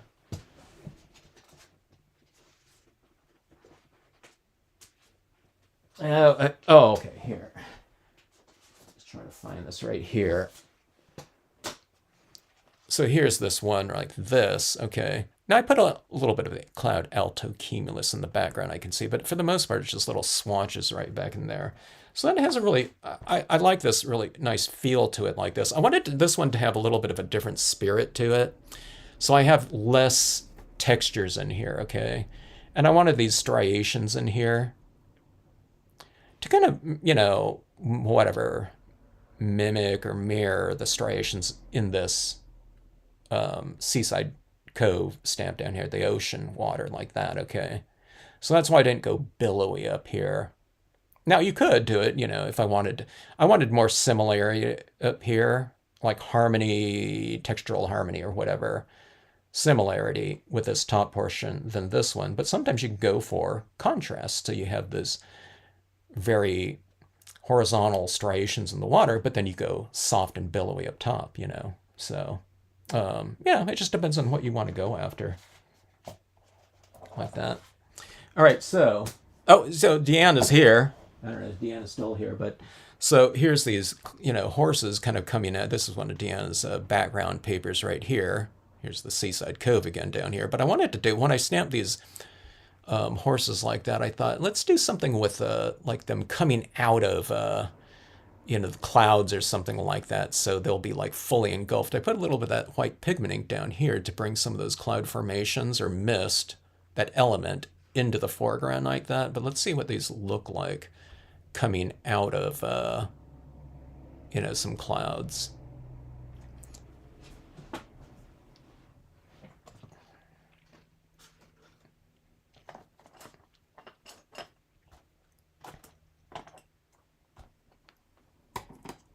Deanna, you can put a link to your papers in the chat. I don't know if it blocks, YouTube blocks the thing like that. Okay, let me see here. Okay, so let's see those horses. Should I do that on the shimmer paper? This is that shimmer paper right here. Let's try it on the shimmer paper.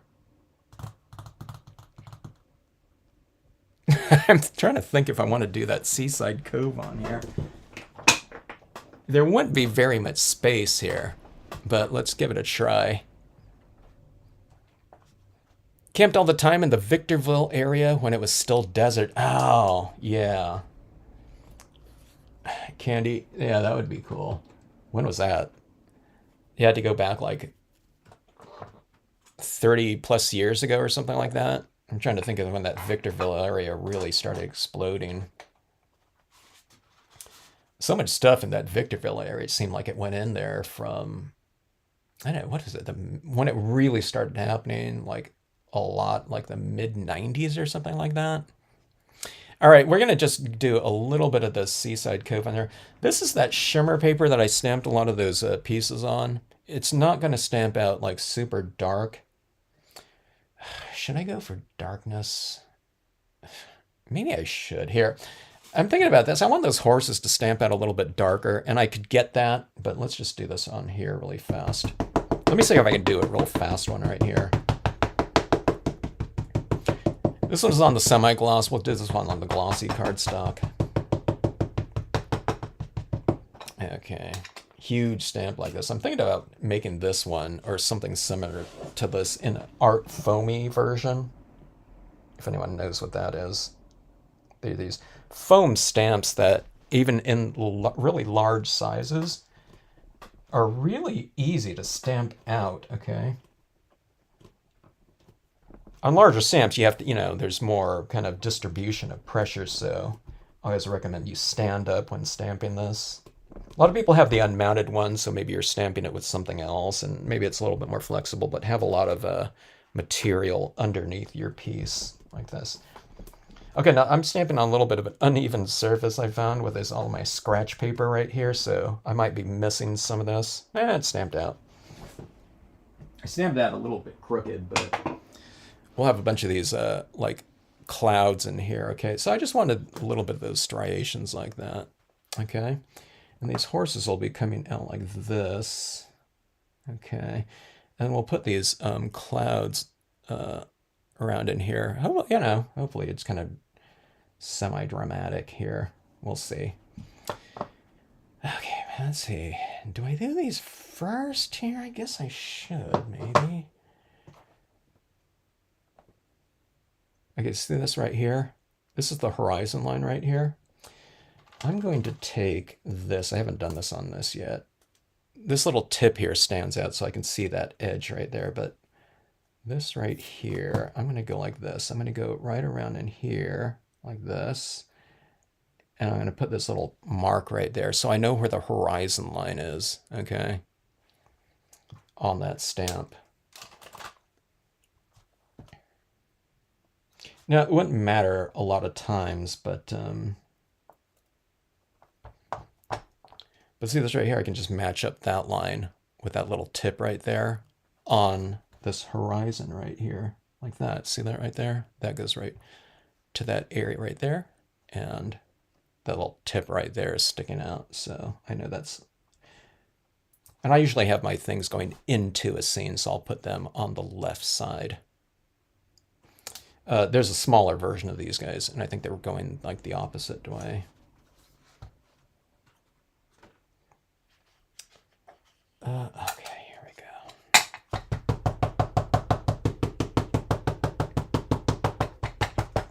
If you're doing these horses running in a meadow, that area down below can represent like shadows or something like that too.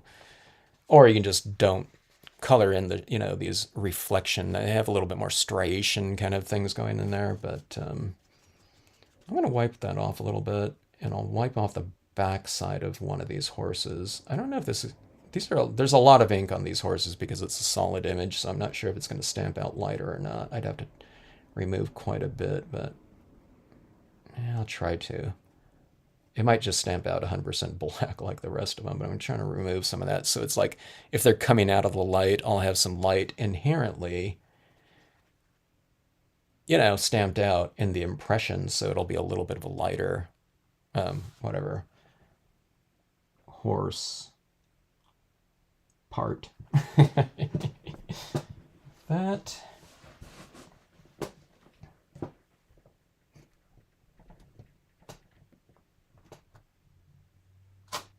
Okay, yeah, a little bit lighter right there. Okay. All right, let's go with the moon. I mean, not the moon, but the cloud again.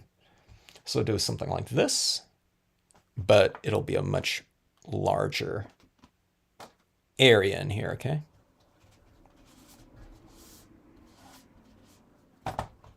When I'm thinking about it in theory, I'm like thinking, is that going to be like, that might be like too much clouds. I think something like this, I'm going to have like so many clouds up here. This would be one of those instances where I stamp out like a word or a quote stamp and I kind of mat it off and frame it.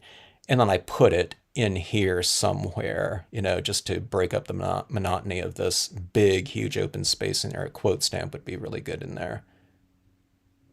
Not incorporated in with this, but I put it right over the top. All right, let's see what this looks like. Let's create a little bit of a, whatever, a portal, entry portal, I guess it would be, for these horses in here. I'm going to really wipe off, and I want it dramatic, so I'm going to go pretty dark right here. So I'm really wiping off a lot of this right here. And I don't know, should I mask? I guess I should mask off the water here, like that. Leave a little bit of that water showing, 1/8 of an inch maybe, so that you don't get this big white gap in between where you stamp this off and that lower area. If you have some of this going into that lower area, it's, you know, it's not going to be a big deal. But that's better than having like this big gap in there. You know, where you're stamping off on uneven areas, sometimes you get this like white line in between there. Hello, Angered Pegasus. Sandra, good to see you in Belgium. Good to see you. Okay, there we go, like that. I almost didn't wipe off enough there. All right. Let me be a little bit more aggressive with my removal, ink transitioning. Okay, I'm not trying to remove every bit of ink. I want it to transition really good. Okay. Bottom lit area, because they're going to be coming out of this opening right in here, okay? And the next one will be right here.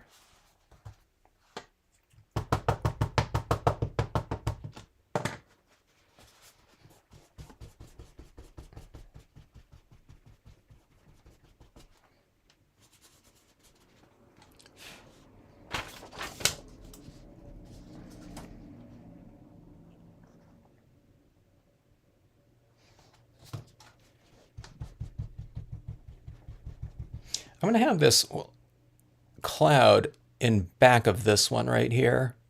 Like, so if I have this opening right here, I don't know, I want them to look like they're coming from right in there though. So let's do this. Let's have a little bit of that showing.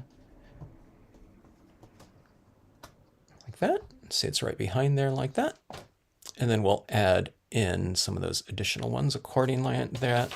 And we'll have this like mist kind of coming out from that space in there. Okay.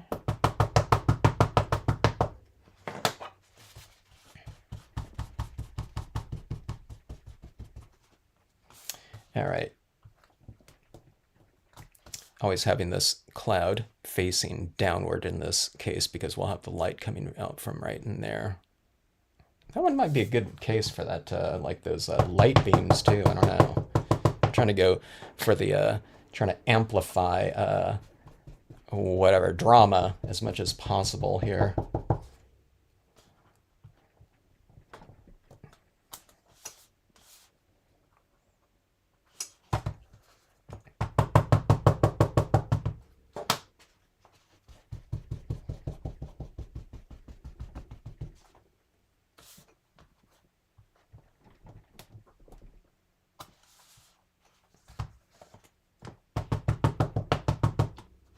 pretty simple, you know, or whatever, simple composition right here. When you think about it, it's like 3 stamps. You know, we might end up adding a few more elements in here just to kind of break it up a little bit more. But, you know, we're talking about kind of like 2 areas right here. It's just like this one spot up here, and there's this one spot down here, kind of broken up by the horses, you know, but a couple different textures in there.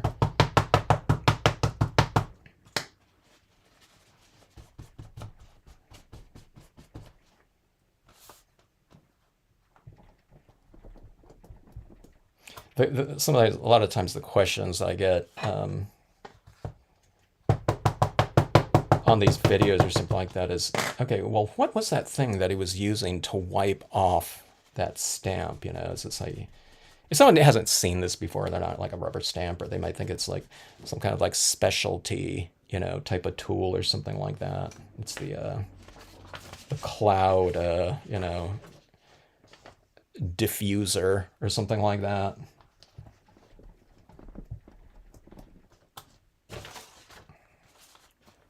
Especially when I'm using like a little paper towel to add my inks and, you know, do my ink blending. A lot of people have questions about that.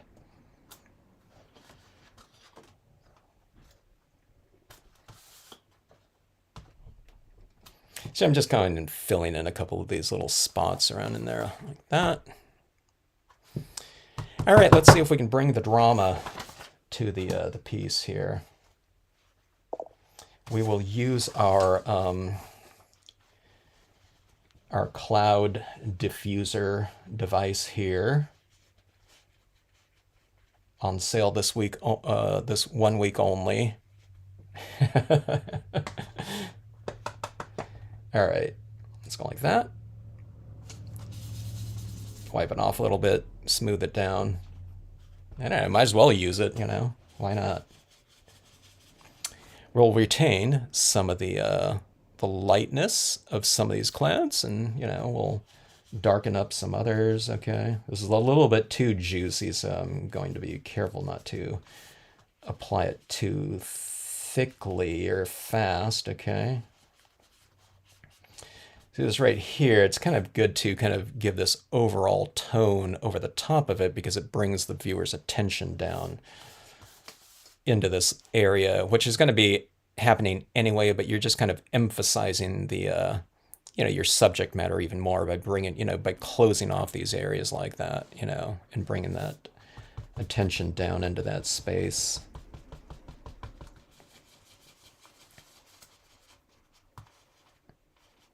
See this little cloud right here? I'll kind of make that one stand out a little bit more by bringing in some tone, like right in here, maybe.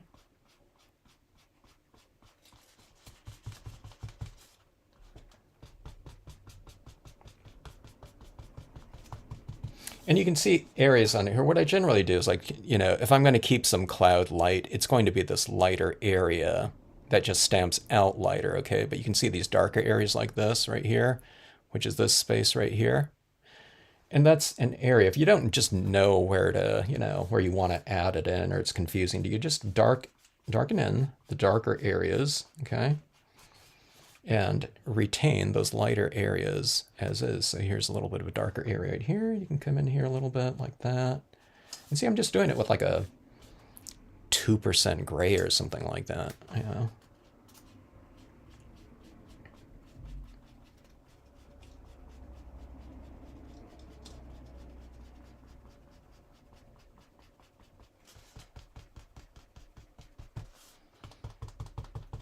I don't know how long that took there. It took a couple minutes, you know, for that entire sky. It's really fast when you're just working with like monochrome. It's not as rich, you know, in terms of hue or anything like that. But one of the things I was mentioning is you can tint this, you know, you can do it, treat this almost like a black and white photograph or something like that.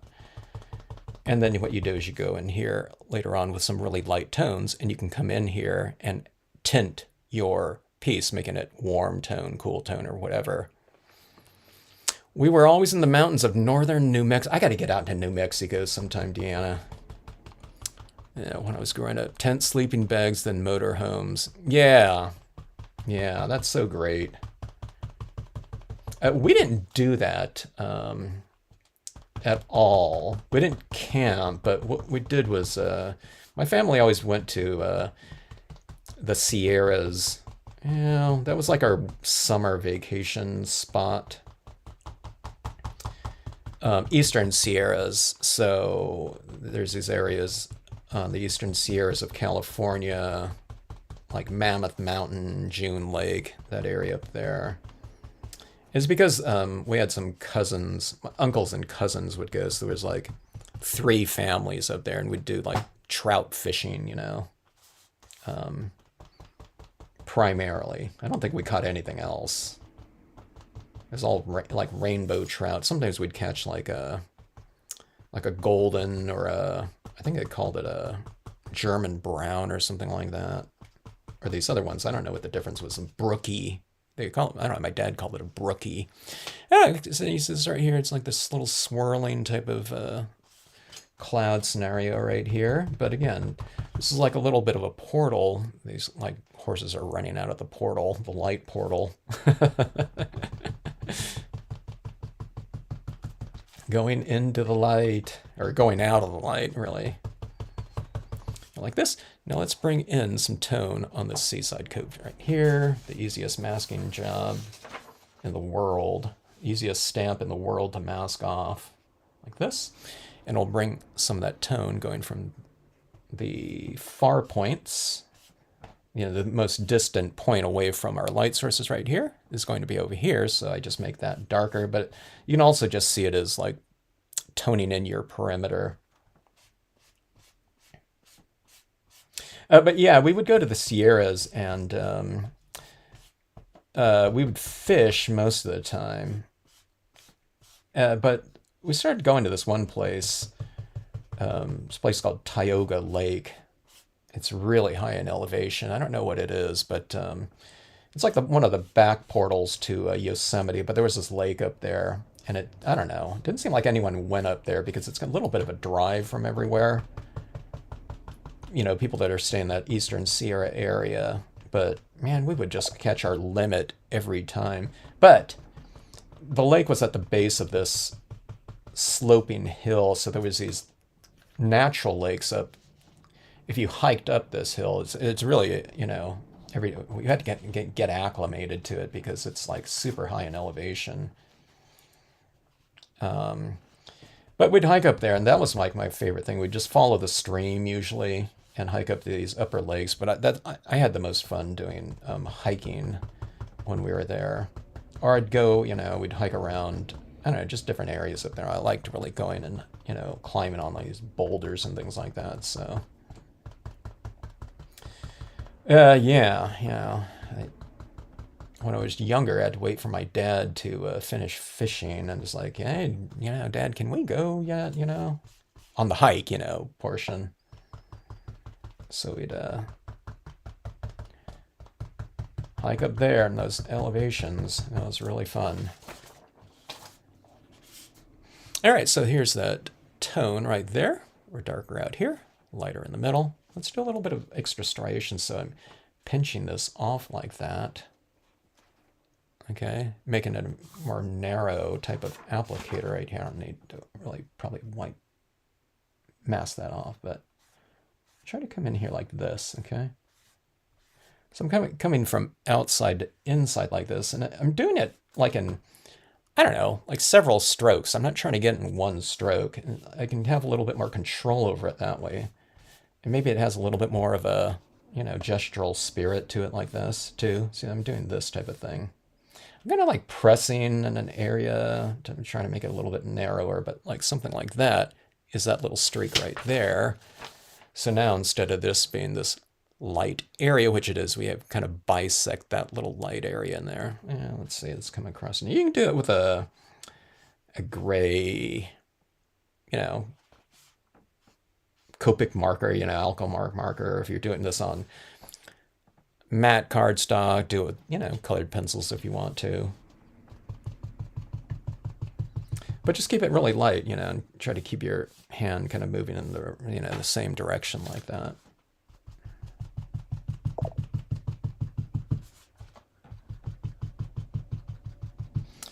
right, let's do something right here. Let's frame this off a little bit. Or not. I was going to put some of this right down here like this. But now that I think about it, I might leave this open right now. I don't know, that would look really good right there. Just some kind of foreground. Yeah, I think like a word stamp would go up here. Like one place, I don't know, either place I think would look okay. See that like that? You created a nice little portal for your horses to come out of. You know, it's like somewhat dramatic. Let's add that white in there for us. It'll give you a little bit of a chance to ponder subconsciously the addition of those reeds in here. Okay. Okay, I'm getting a lot of glare here. This is what this looks like that. And let's add some of this in here.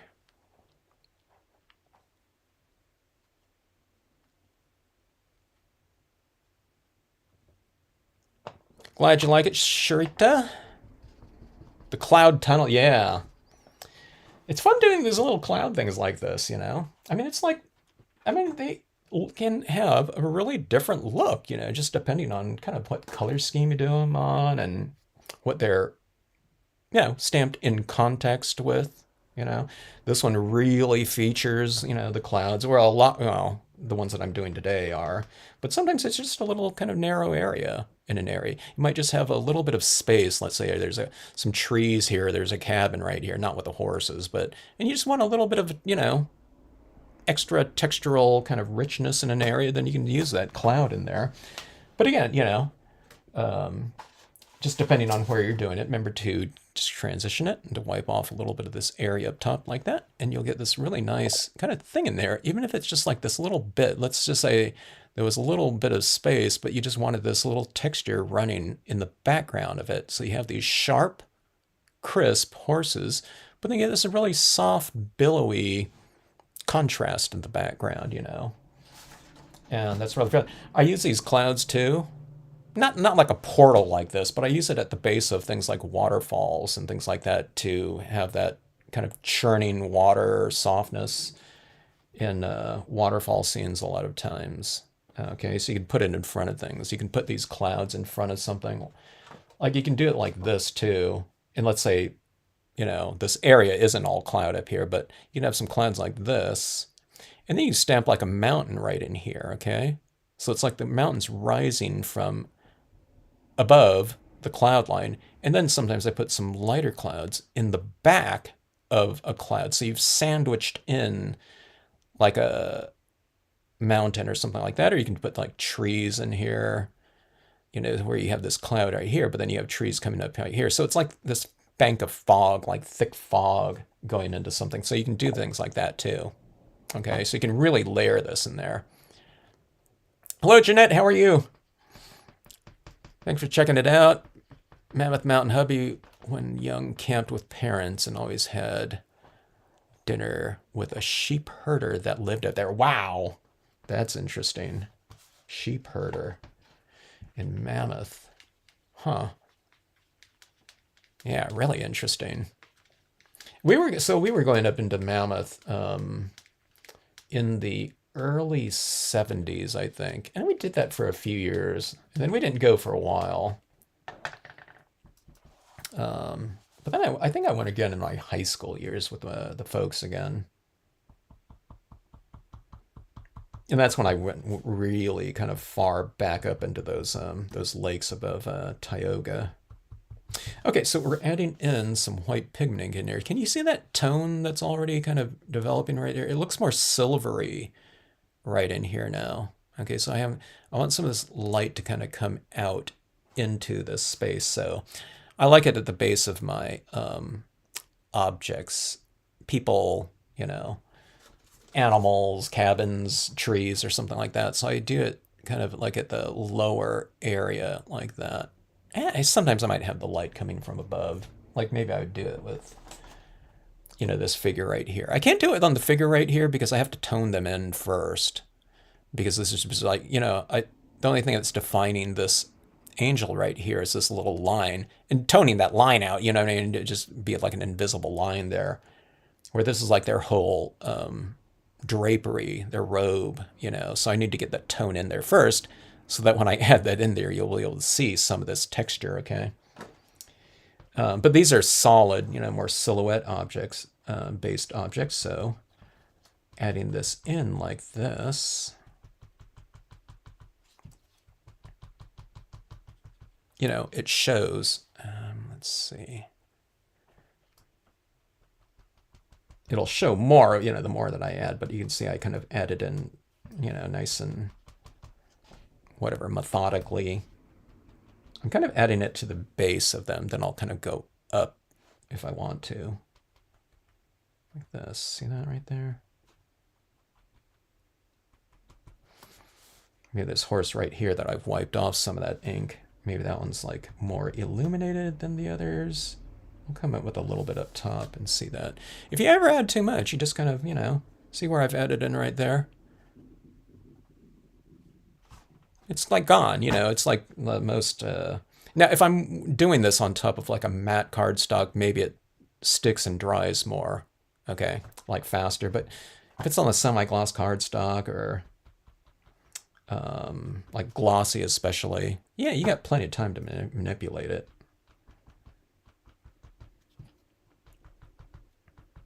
This is like super, super forgiving. And you can just get it how you want. A lot of times when I was first starting doing this, I think I removed more ink than I actually applied, which means, I kind of added some of it down, wiped it off, add a little bit, and just until I got it, how I wanted it.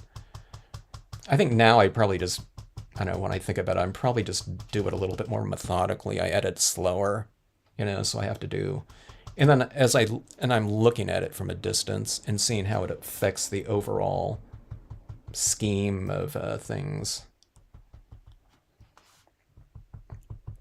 See, those clouds look a lot more billowy and kind of luminous that way. It's certainly a softer light that's, within this space like that. So this is like really harsh out here. So I don't know, you can leave it like that, or if you want to tweak it from a textural, in a textural way, you can kind of bring that in. I like the softer look, I think. But I won't do it everywhere, otherwise it'd be like a little bit too much probably. But if you're trying this and you're doing it and you're not sure, go overboard, you know what I mean? Because you can always, like I said, it's always better to kind of, test those limits or something like that and say, okay, wait, should I add more? Well, in this case, if you add too much, you can always wipe it off. But, if you're not doing something for fear of going like too much over it, sometimes you might not kind of bring it to its whatever top resolution or whatever. It's, I don't know, whatever, bringing it to its potential, I guess. So in this case, you just go over, and then just bring it back a little bit, okay? So there you go, like that. See that, how luminous it is? Down here, okay, now it's drying it, so it dries darker than what it looks like when it's been freshly applied. So I'm gonna try to add a little bit more of this down here. I'll try to go quite a bit more, just to make a point here. Hopefully you can see that right down there. I'll do this too, maybe the back of this horse right here. So it's going light, dark, like that. I'm gonna put some light kind of coming from behind them a little bit more. Let's say it's lighten this up a little bit more too. Like I said, you can do these light beams coming out of here. That'd be pretty spectacular.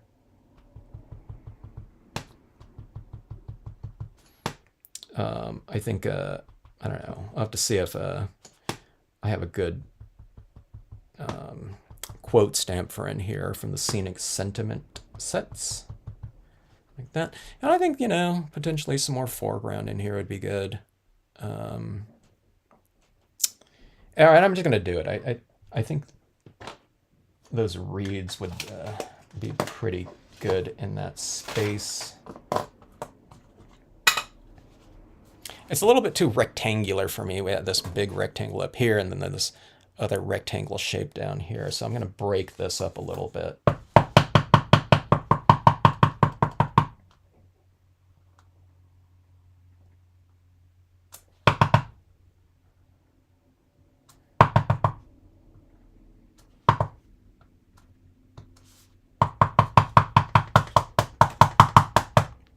And then balance it off on the other side.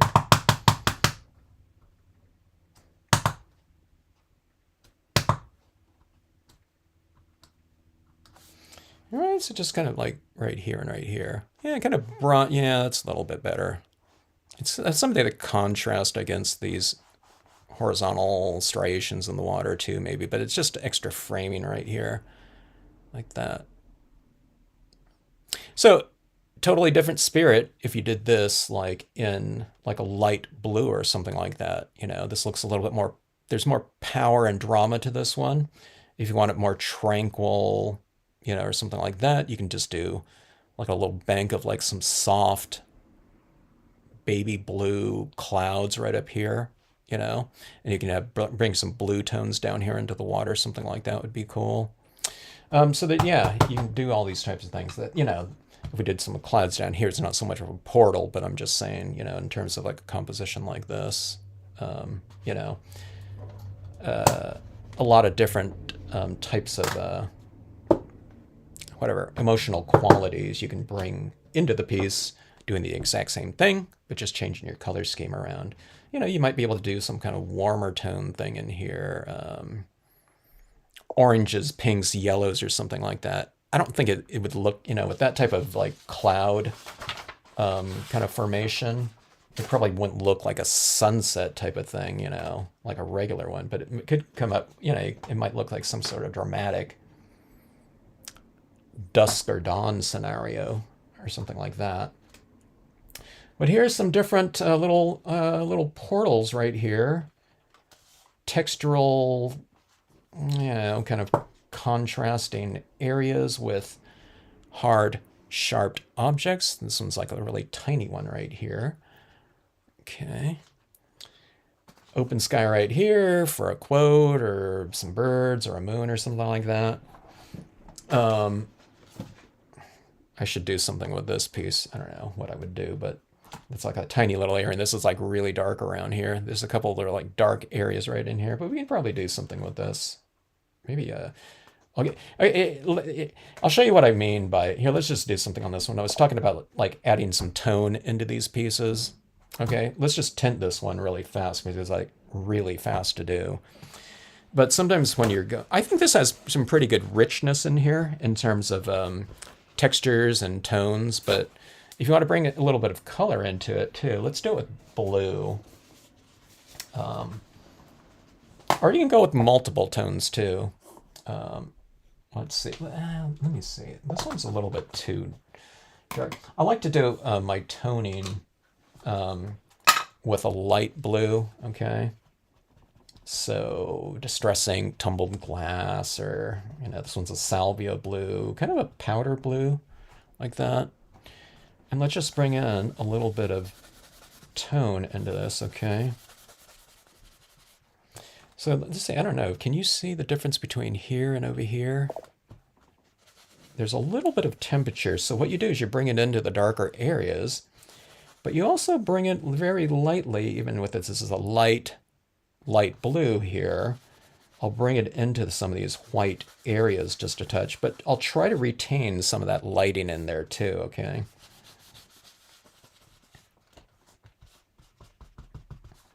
But what I'm mostly doing is I'm bringing it into the shadow areas, okay? Like this. Now this is, I'm probably picking up some of that black and it's spreading it around a little bit. So it's like more of a blue-gray or something like that, but... Or if you're using, again, you know, if you're using like a matte cardstock or something like that, you can do some of this with colored pencils. Here, this one's semi-gloss cardstock, so let me just bring in some of this kind of lighter blue like this, where it's more like a jewel blue. I don't know if you can see that right there. I've been trying to keep it, somewhat subtle. Here, let me go a little bit brighter just so you can see it on your screens out there. But see that bluish tinge right in there? Now that's like a lot brighter in there, so I should add that into some of these other areas too. But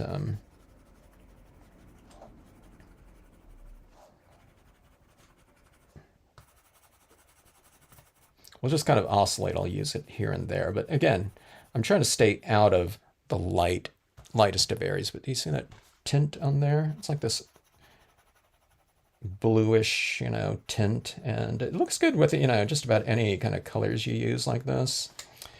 I tend to like the warm tones, like a beige, sandy tone, or I like the light blues a lot too. In this kind of scenario too. And you can do this too. You can stamp it out in a really light blue. I can't colored pencil on this one because this is glossy cardstock and this pencil's not going to apply, but you can come in and add light blues like into this area right here in the darker blue. So you can add in light blue coloring in something like this if it were on the semi-gloss or like a matte paper. And that would be cool to do. But see that, how it's a little bit, so you can see the difference between these two right here, actually. So this one has a little bit more of a tint to it, than something like this, which is just straight, grayscale, one color like that. The biggest thing with the cloud usage, in terms of blending and things like that, again, just wipe off your perimeters. And the thing that when you do that, you which is, I'm saying this, you're going to do it because I do it all the time. I don't, when the darker it is, you have to really kind of remove a good amount of it, But then when you do that, do a test print and see what you're working with, because it's going to be different. It might be different from one week to the next because you're just working with a wetter ink pad or something like that. So you might have to remove more ink in there. But I'll finish a couple of these off, or I don't know, I'll finish all of them off. I think just, there's some other elements that I'll add into these pieces.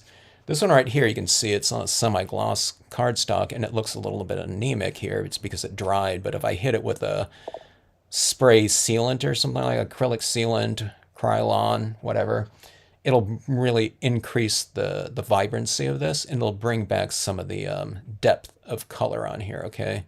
Because this one's getting absorbed into this type of semi-gloss cardstock, all right?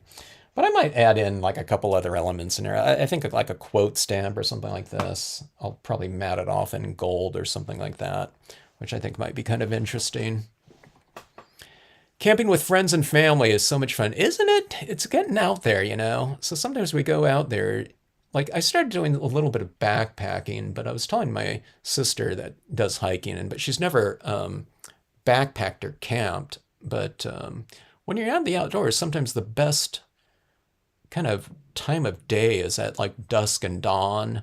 And then of course the nighttime, if you're staying somewhere where there's a lot of stars out, you're really missing a big part of the potential show of these areas. So yeah, it's one of the nice things about kind of staying overnight somewhere out in the outdoors. And you can see things like this happening. Yeah, those. So if you guys ever want some really dramatic backdrops for your scenes, check out Deanna's papers. I really love using those. Very quick, dramatic, and it's straight. They're existing backgrounds, but you can. It really kind of. It's an existing scenario, but it almost like it brings out even more creativity, though, I find, because you're thinking about other things to maybe maximize whatever her backgrounds are, a certain type of moon or certain size of moon or whatever. Yeah, when I got in the groove with that was like so much fun. It was like, oh my God, I was coming up with scenarios that I normally wouldn't do, from having just working on a blank piece of paper, usually starting off with that one. Yeah, camping with friends and family, it's awesome though. Provided everyone gets along and there's no mosquitoes. Our property we now live because it reminds. Oh, Mammoth. I love Mammoth. Yeah, I got to get out there again. Like in a September or something. I want to go late September if possible, early October.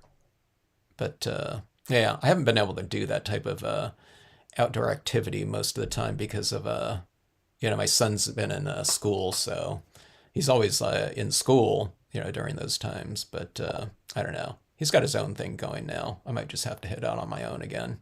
All right. Hello, Beatrice. Galloping Thunder. That's a good one, Linda. That can be one of the name for a Deanna's post. When was it, like yesterday or today, with the three horses going along on the edge with that big lightning bolt on there. Narelle, how are you? Thanks for checking out the scenes.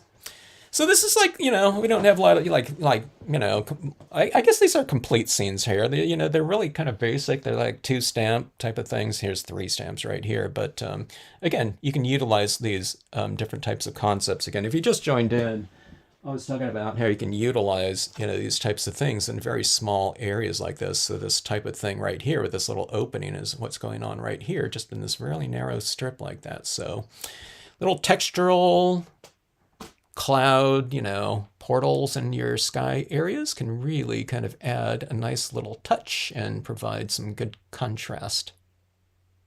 All right, everyone. Hope you had a great week. Hope you have a great rest of evening and weekend here.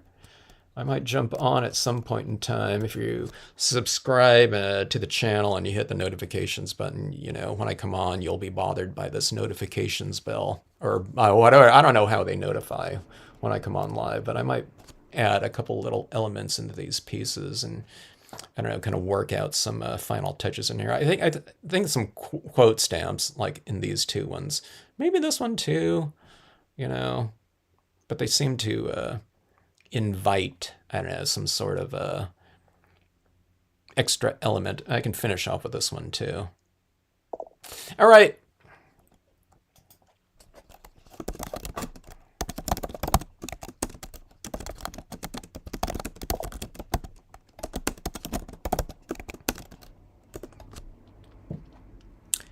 Hope to see you on the next live. Thanks again so much for joining in.